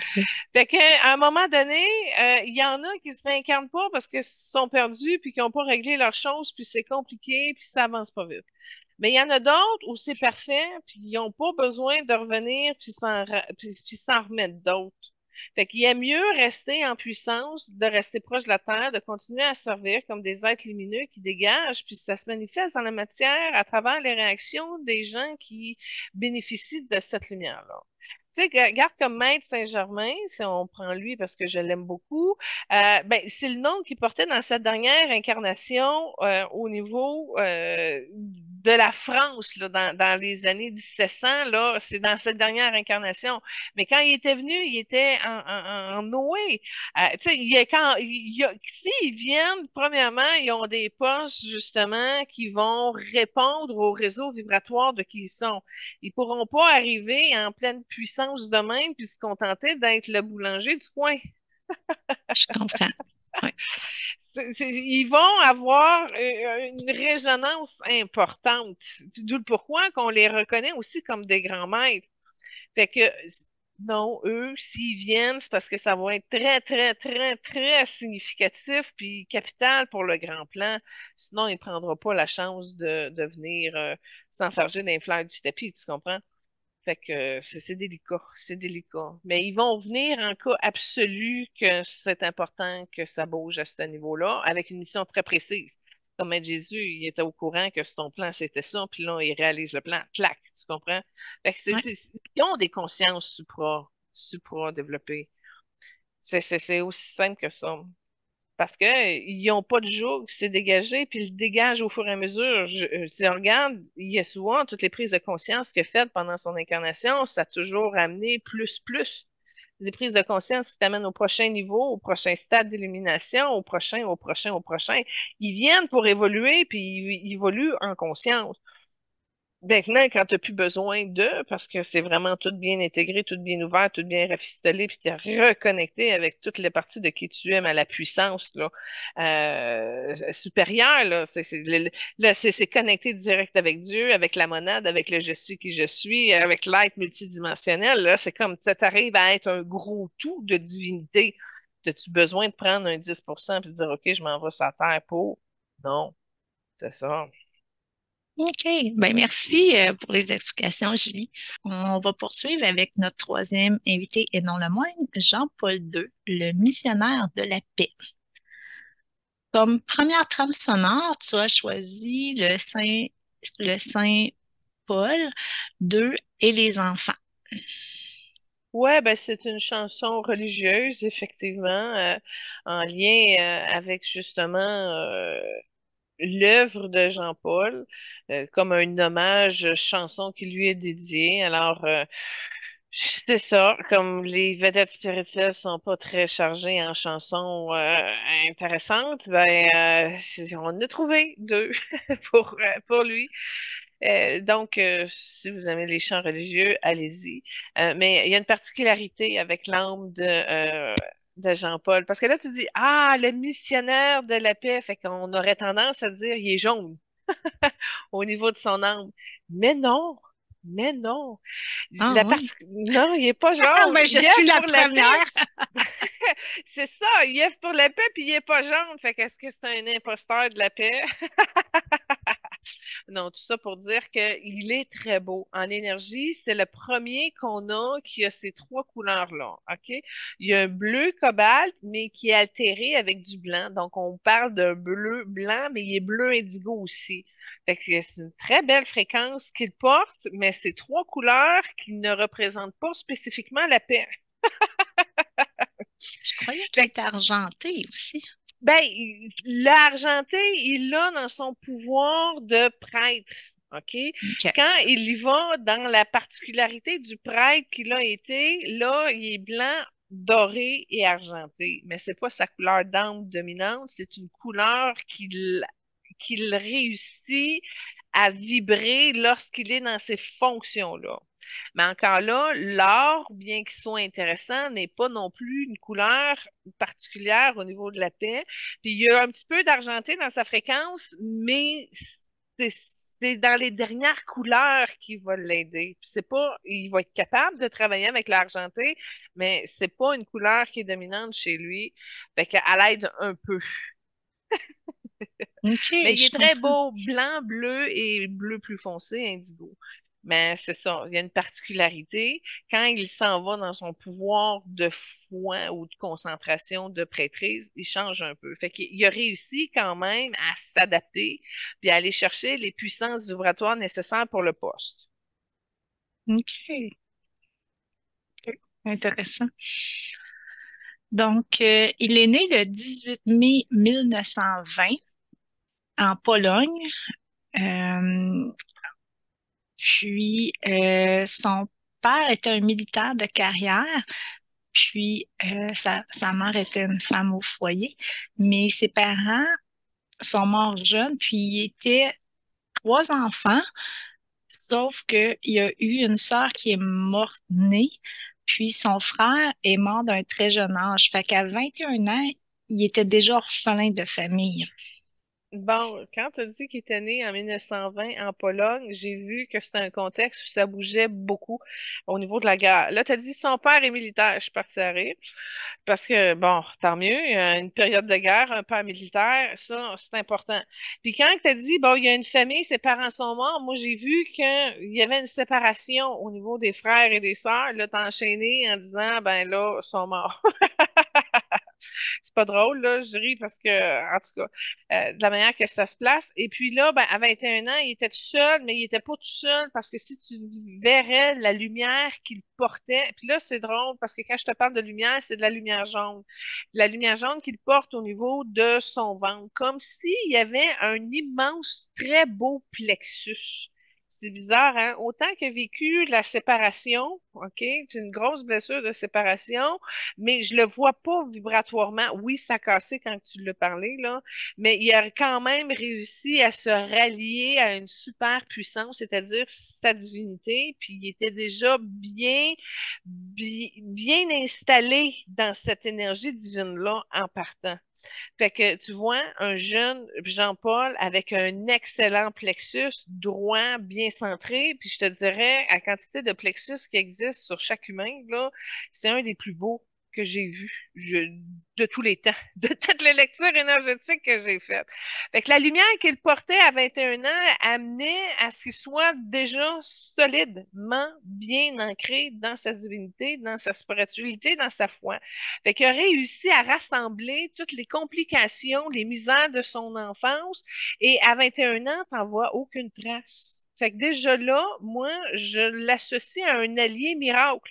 C'est-à-dire, peu importe les grosses difficultés que tu as sur Terre, Jean-Paul II est le maître bien placé pour vous aider à avoir le plus beau plexus qui peut exister malgré les difficultés.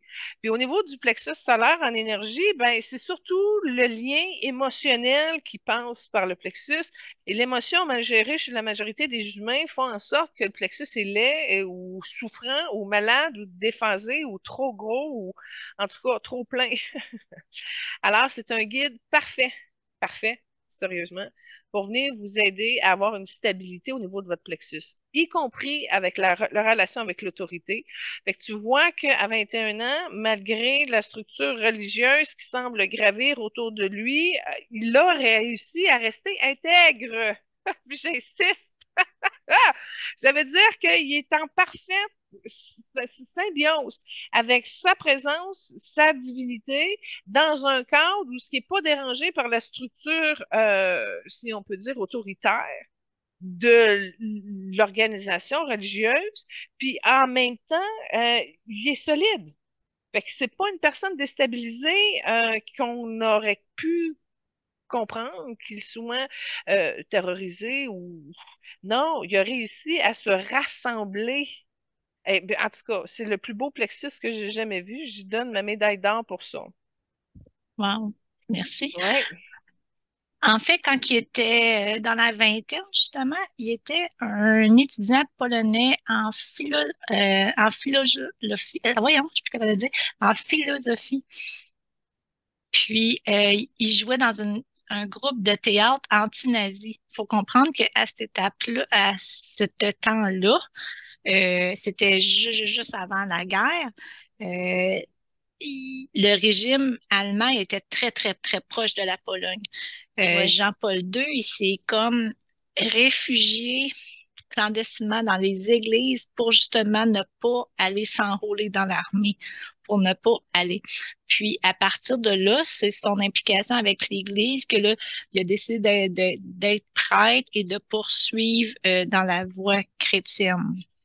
Bon, je veux revenir sur l'aspect philosophique de la question.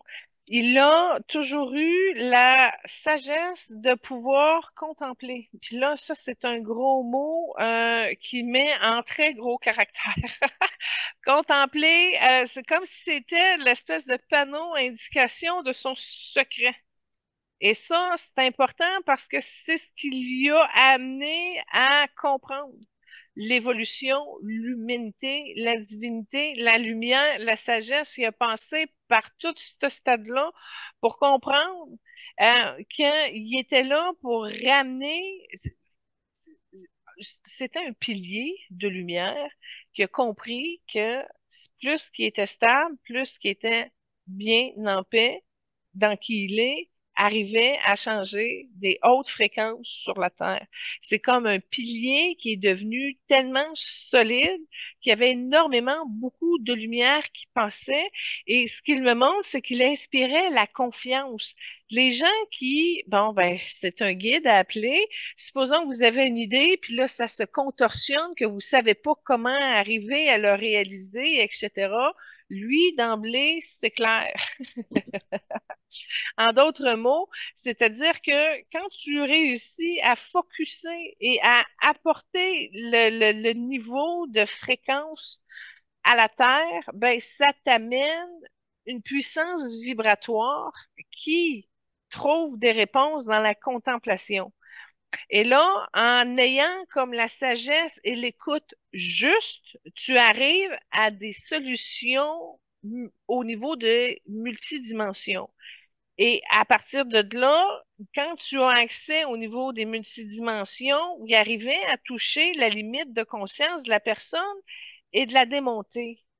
Et ce qui faisait qu'il y avait un effet de libération et de soulagement, puis que la lumière pouvait repenser au niveau de l'âme. C'est une manière différente de procéder de Mère Teresa puis de Frère André, mais qui, au niveau de la puissance, est quand même assez solide. Puis tu vois, à ce niveau-là, on voit l'argenté, on voit le rose, on voit le doré.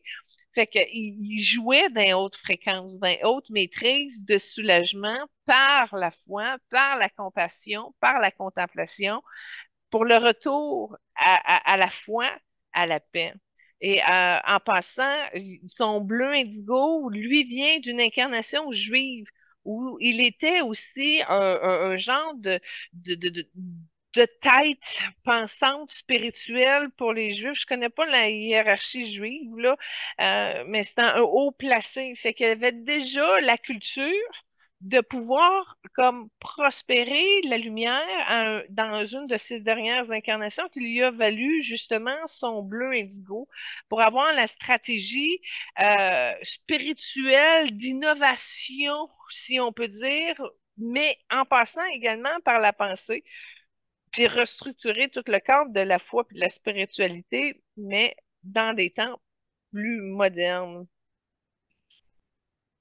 C'est intéressant parce que ses parents, ils vivaient dans une communauté juive. Oui. Donc, dans cette incarnation ici, il a aussi choisi une famille juive.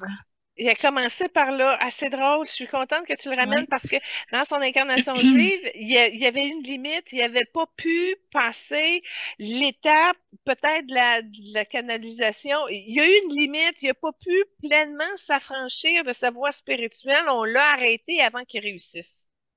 Puis c'est comme s'il avait ramené des structures de droiture, entre autres au niveau de son plexus parfait, qui lui a permis justement de pouvoir travailler sa sérénité, sa foi, mais dans une stabilité au niveau de son plexus. Fait que ça l'a amené à pouvoir réussir, puis de mener son parcours religieux à sa plus haute expression, ce qui avait failli dans son incarnation juive.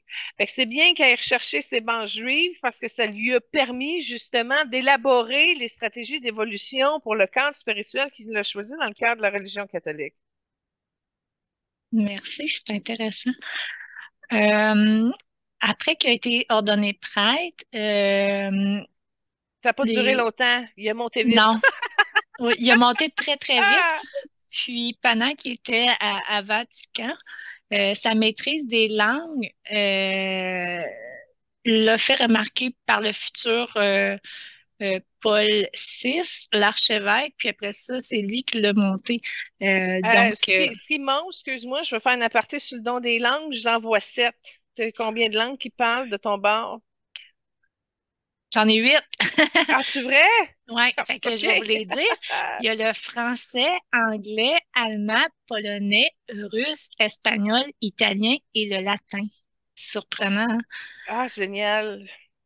Eh ben, en Wow. tout cas, il doit en avoir 7 comme il faut, puis une qui comprend ou qui baragouine, mais qui maîtrise pas parfaitement. En tout cas, lui, il me dit qu'il en maîtrisait 7. Fait que tant mieux si tu en vois 8. Ça Ouais. veut dire qu'il y avait quand même le commencement de une qui était en cours. Je Ça vais fait du l'interpréter sens. de même. Oui, oui, oui, ça fait du sens. Donc, son pontificat, il a été ordonné pape en 1978, puis son pontificat a duré 26 ans, 5 mois et 18 jours, puis à ce jour, c'est le troisième plus long de l'histoire catholique. Bon, son 26 ans, il l'a trouvé, c'est une période longue. C'est une période longue, mais qui avait quand même une limite, c'est-à-dire qu'il pouvait pas aller plus loin que ça. Cela dit, il a été un meilleur pape que moi je l'ai été. Ah! Oui, mais, fait que je le remercie de toute la connexion qu'il a faite avec moi à ce niveau-là. Mais c'est le fun de voir aussi qu'il y a une amélioration de la structure et des papes élus au fil des centenaires, des années qui ont suivi. Ce qui est merveilleux avec Jean-Paul, c'est qu'il a compris quelque chose, mais qu'il n'a pas pu nous le dire. Puis je vais vous le dire aujourd'hui. C'est qu'il a compris que parce que la religion catholique, OK, quand ils ont fait des traductions, qui ont passé de l'hébreu, puis là, ils ont changé ça, puis ils ont amené ça tranquillement, pas vite, au niveau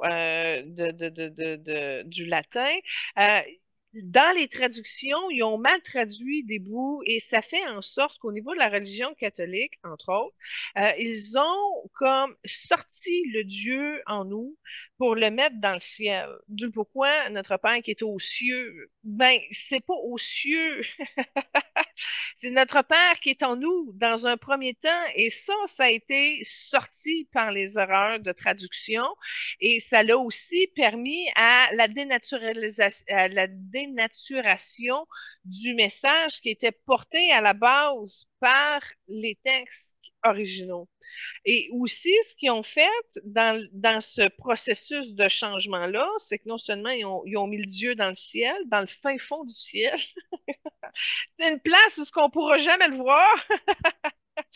Puis ils ont extrait la mère. Toute la partie maternelle, la partie femme, amour, douceur, écoute, toute la partie représentée par la mère. Fait que c'est comme si la Trinité, c'est le Père, le Fils. Ben, en tout cas, la mère est pas dedans. Ça aussi, c'est une grosse erreur au niveau de la religion qui a perturbé beaucoup, parce que c'est comme si à la base, la spiritualité, c'est avec l'énergie féminine que ça se vibre, que ça se vit, ça se transmet, ça s'enseigne. Et ça se développe, c'est l'évolution qui est sous-scellée sur l'énergie féminine, qui était inaccessible par justement l'Église catholique qui ont tourné ça au niveau du patriarcat où l'homme a le pouvoir, où l'homme a le contrôle. Et fait que toute cette structure-là a dénaturé vraiment beaucoup de choses qui ont amené beaucoup d'erreurs aussi qui ont été difficilement récupérables. Euh, Puis Jean-Paul, il a une conscience de ça, mais il pouvait pas nécessairement révolutionner le système religieux comme tel qui est archaïque et ancestral. Fait que ça a été difficile pour lui parce qu'il y avait une bonne volonté de faire innover les choses. Et là, on voit l'apport de son bleu cobalt et de son blanc. Et il a réussi à l'innover à certains niveaux grâce à la base qu'il avait avec les bleus indigo. Fait que c'est plus de l'innovation, je te dirais, de la mission du pape que celle de la paix, sérieusement. Mais la paix vient également dans l'équilibre du plexus. Tu peux pas être en paix si ton plexus est déviant. Fait que, en tout cas, il y a toute il y a un secret de cette source-là qui fait en sorte que c'est un homme d'une extrême bonté. Et ça, je vais vous dire, dans tous les hommes qu'on a eus, on a eu des beaux puis des wow, là, mais des hommes bons, c'est le meilleur. Il y a ma médaille aussi. Une personne droite, juste, qui contemple, qui comprend des choses. Mais si on regarde, j'ai le plus beau des plexus, mais au niveau du chakra-cœur, il était capable de l'ouvrir, mais tu vois que son chakra-cœur il reste dans un stade de vert émeraude. Et ça, c'est particulier parce que pour quelqu'un qui a réussi à développer l'apport du cœur dans son fonctionnement, ben techniquement, il pourrait. C'est drôle parce que là, il a passé vite dans le rose puis il est rendu dans le cœur diamanté, mais ça a été comme un secret qu'il nous a dévoilé. Mais à la base, au niveau de son chakra-cœur, c'est pas le cœur christique qui est dominant puis qui ouvre en premier, mais il a été capable de le parfaire puis il est capable de l'accéder puis il m'a ouvert les portes comme si c'était secret. Fait que tu vois, il y a encore des aspects universels de la croissance, de l'évolution, de l'éveil, de la conscience même, qui sont pas révélés. C'est pas accessible, ça n'a pas pu passer par le cadre rigide de la religion catholique. Fait que je vous dirais qu'il y a un deuxième Jean-Paul qui a une évolution spirituelle plus avancée que l'Église le lui aurait permis. En d'autres mots, il a touché le plafond de ce qu'il pouvait au niveau de son incarnation, mais au niveau de l'âme, de l'être qu'il est, il a réussi à progresser énormément au-delà même du cadre religieux dans lequel il a été formé dans cette incarnation-ci. Merci. Puis ça m'amène à faire une citation, à aller chercher un extrait qui vient de ton livre qui a été en 2016 où ce que tu avais connecté avec Jean-Paul II, avec Guérir avec les stars. Comme tu mentionnais, la connexion en 2016 avait été plus difficile avec Jean-Paul II. Puis, qu'est-ce que je voulais sortir? C'était être pape demande une dévotion totale et de ne pas considérer ses envies personnelles. Ce qu'il voudrait n'est pas souvent associé à ce qu'un pape doit faire pour honorer son mandat ou ses obligations. Le renoncement personnel est une chose qu'il maîtrise à la perfection. Ah, puis renoncement personnel, c'est pas juste j'ai pas de maison, puis j'ai pas de famille, puis j'ai pas rien, là. C'est un renoncement. Des fois, il aurait voulu prendre le temps d'aider des gens, puis il pouvait pas s'arrêter de le faire. Tu renonces tes envies au plus haut point. Puis ça, c'est spécial comment c'est placé au niveau de son chakra-cœur, parce que ça fait comme une espèce de spirale invaginée qui fait en sorte que quand il veut quelque chose, ça passe là-dedans, puis c'est comme retenu puis évacué par le bas. Et puis, il reste d'emblée dans son taux vibratoire. Je ne sais pas trop comment l'expliquer. Ben, il y a comme une face. Puis tu vois, il me montre ça à côté du Vatican. Il y a comme une genre de fontaine dans la place centrale. Puis, il y avait des visions en passant, il vient de me dire, des fois, il y avait des connaissances en lien avec l'histoire, comme des visions qui popaient de choses qui auraient pu se passer à certains endroits. Fait qu'il était plus connecté qu'il pouvait le dire, il y avait plus de visions qui pouvaient le dire, il y avait plus d'informations qu'il pouvait en faire, justement, à cause des limites de la fonction. Mais en tout cas, il a réussi à bien s'installer dedans. C'est ça sa particularité. Tu vois, il est resté solide dans qui il est, intègre, puis il a réussi vraiment c'est la force du pardon en passant qui a nourri son courage, puis qui l'a aidé là-dedans. Puis la mission de Jean-Paul II, il a été pape de 78 à 2005. Fait que, tu sais, c'est une grosse évolution, là. Tu sais, on a beaucoup évolué de 78 avec la religion qui était en 2005 plus libre et tout. Puis Jean-Paul II, il a toujours préconisé, oui, euh, c'est lui un peu qui a emmené l'Église catholique à avancer un petit peu en disant comme euh, les religions, tu sais, l'ouverture des autres religions, qu'est-ce qui prône? C'est l'amour entre les personnes. Le message était plus basé sur l'amour que les fondements des croyances des gens.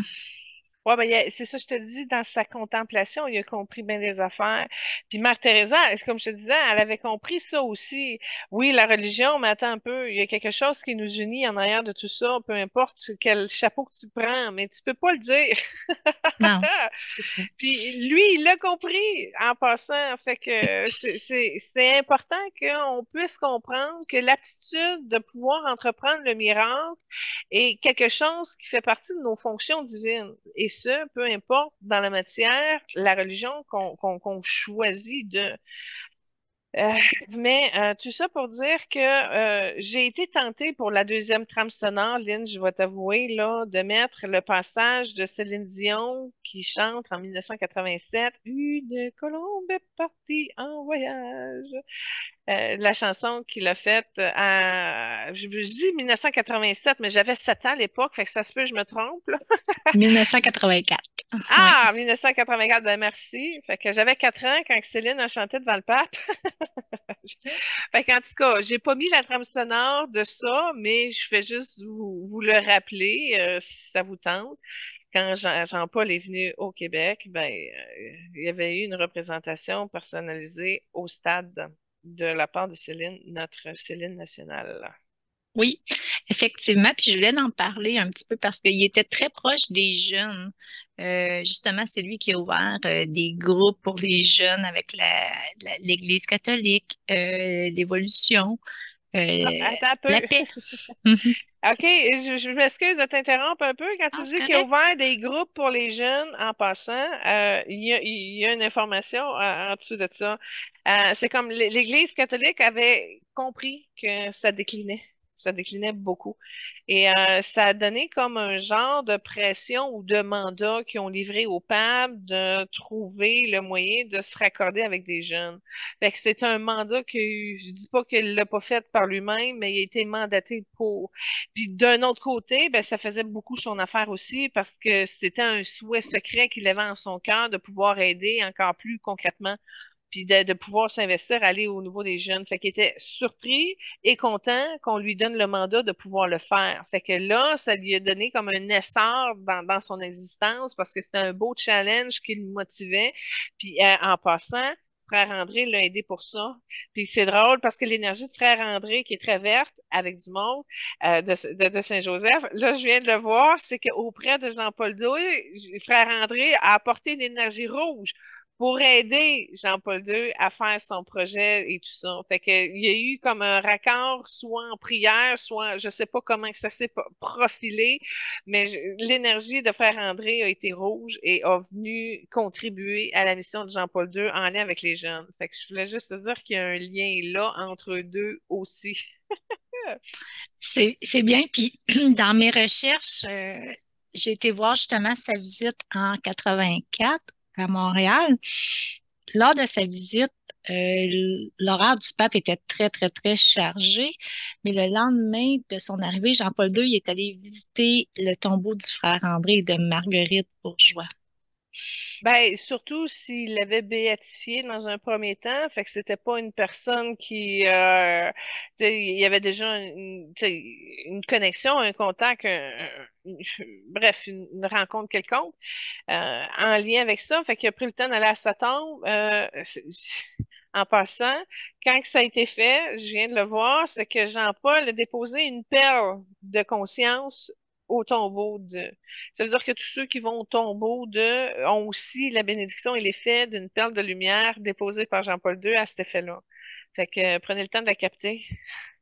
Oh, merci. Oui, c'est intéressant les liens qu'on a. Puis, lors de sa visite à Montréal, justement, il avait célébré une messe en plein air au Parc Jarry devant une foule multiculturelle de près de 350 000 fidèles. Parce que Jean-Paul il avait réussi justement à aller chercher des gens de différents milieux, des différentes nationalités malgré tout. Ouais, Oui, c'est un rassembleur.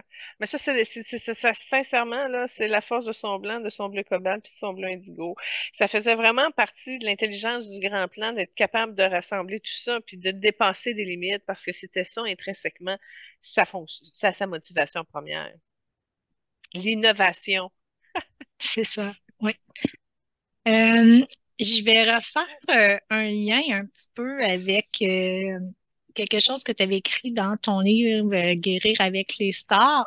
On parle bien de 2016. Puis à ce moment-là, quand tu disais que la connexion avait été plus difficile avec Jean-Paul II, tu lui avais demandé de te présenter à une entité de lumière qui pourrait m'expliquer la religion, comme Frère André ou Mère Teresa, par exemple, avant qu'ils partent. Fait que Vrai? oui, tu avais fait un lien en 2016, tu avais cité à Jean-Paul II Euh, qui explique la religion à travers Frère André et Mère Teresa. Donc moi, quand j'ai lu ça hier, j'ai eu des petits frissons, puis je me suis dit, il faut qu'on en parle parce que quelques années plus tard, je lis que tu as des réponses à travers les trois. oui, avec leur spécificité énergétique, évidemment. Mais écoute, ça fait tellement longtemps, je sais plus qu'est-ce qu'il y avait dans le livre. Fait que là, tu me fais un lien où ce que moi, j'ai branche déjà, puis regarde, tu vois, on fait une émission spéciale eux. Fait que, en Oui, tout puis cas, ça s'est c'est très placé, hein, cute. Oui. je veux juste préciser aux auditeurs et auditrices, quand on parle des célébrités qu'on va mettre ensemble, euh, des fois, on fait un gros partage, on donne des noms, mais dans ce cas-ci, ça a été très facile, puis des trois noms est venu automatique, puis ça répond à tes questions que tu avais Ça demandées. comblait bien, oui. Ouais. Oui, oui, oui. Fait que si on résume ça pour expliquer la religion, c'est souvent quelque chose qui est à la surface pour nous permettre de recréer un lien avec notre nature profonde. Et cette nature profonde-là nous lie à notre destin sacré, individuel, collectif, et qui, s'il s'achemine dans la lumière, la conscience, l'éveil, l'amour, ben, il y a une réciprocité, il y a un respect, il y a aussi un équilibre au niveau de la nature des droits et libertés humaines.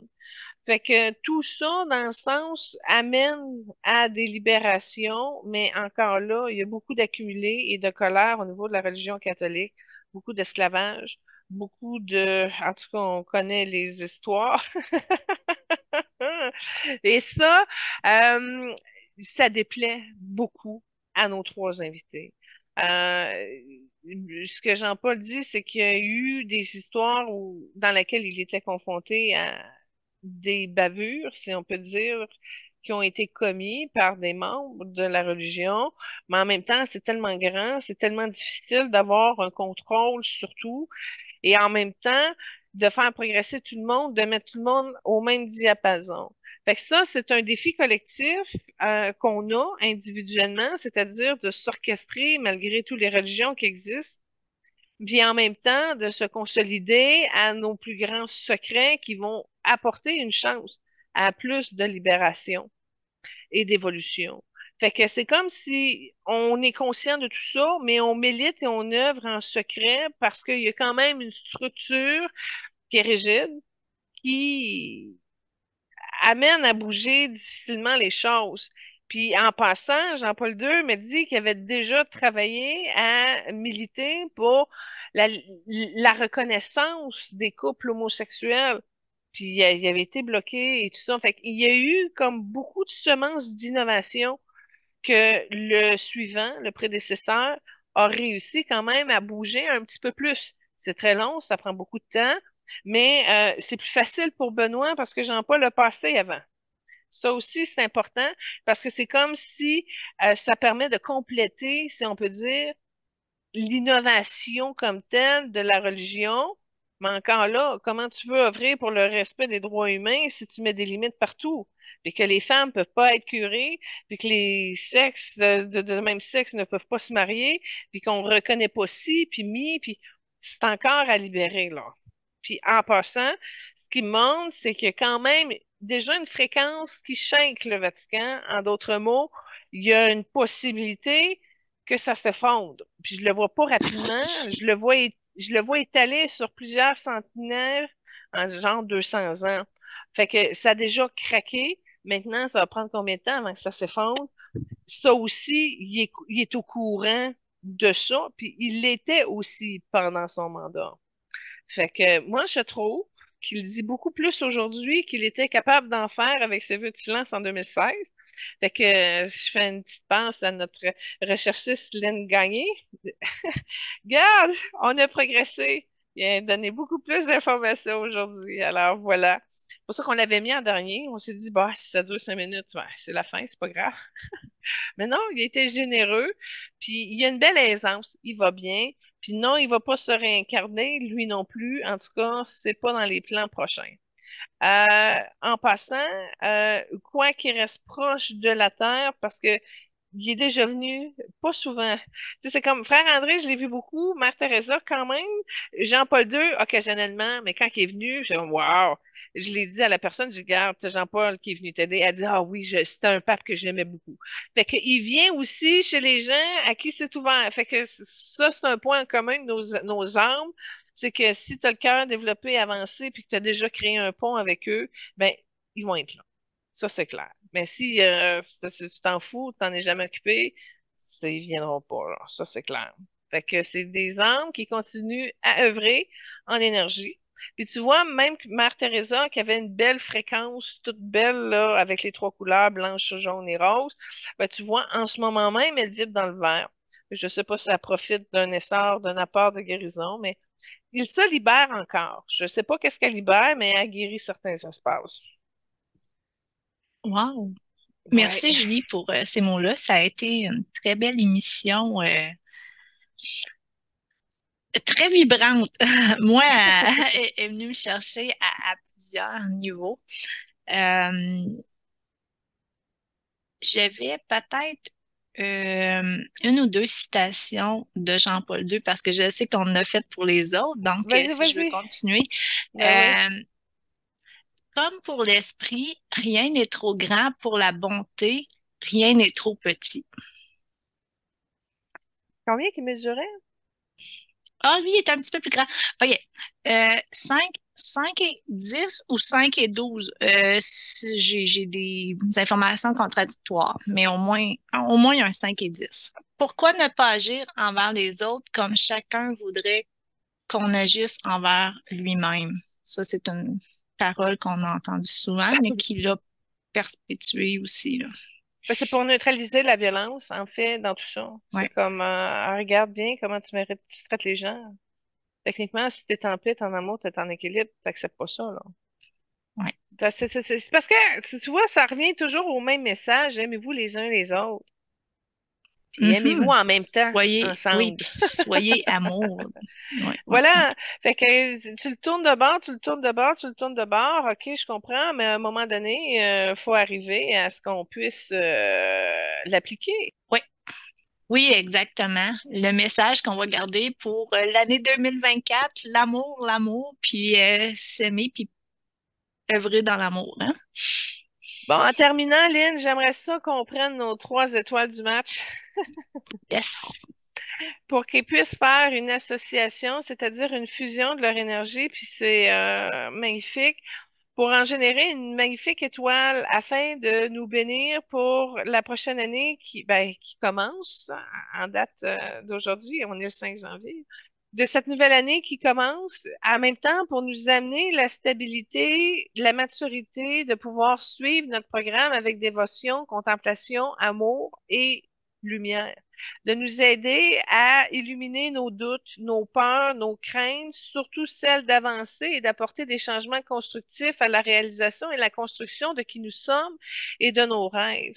Et en même temps, d'obtenir une bénédiction en guise d'absolution pour pouvoir nous aider à diminuer toutes les les douleurs, les mémoires, les blocages, les conditionnements, les fausses croyances, les illusions, pour nous aider tout simplement à mieux nous réévaluer dans notre splendeur à partir de notre divinité qui nous guide à travers nos pas pour notre ascension personnelle et celle de la Terre, à ce que nous puissions mieux nous nourrir de la lumière divine, du Dieu en nous, du Dieu aux cieux, et nous permettre d'apporter plus d'acceptation et de conciliation à notre ouvrage, à notre manière de voir et de faire sur Terre et de nous bénir encore et encore pour être mieux, pour porter la santé parfaite en nous, la joie de vivre, la paix dans nos profondeurs et de pouvoir également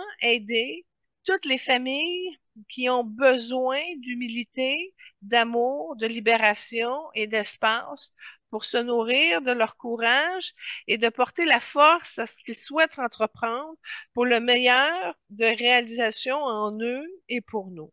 Alors, tout ceci puisse devenir une immense bénédiction sainte de ces frères et sœurs qui ont œuvré et milité pour nous encourager à devenir et à être qui nous sommes.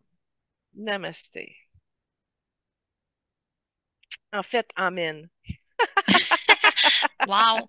Euh, Merci, Julie. Je garde ce beau message-là pour notre j'ai chaud. message de fin. Oui, ça va être notre message de la fin de l'émission. Donc, chers auditeurs, auditrices, je vous invite à suivre Julie, notre médium multidisciplinaire, avec la revue majulie.com, le site web www.majulie.ca, la chaîne YouTube et les émissions Facebook Évoluons avec l'âme des célébrités. Merci, ma belle Lynn. Puis la semaine prochaine, on vous donne un scoop. Ça va être également une autre émission spirituelle avec d'autres vedettes. Maintenant, je vous laisse trouver qui seront nos vedettes spirituelles de la semaine prochaine. Merci.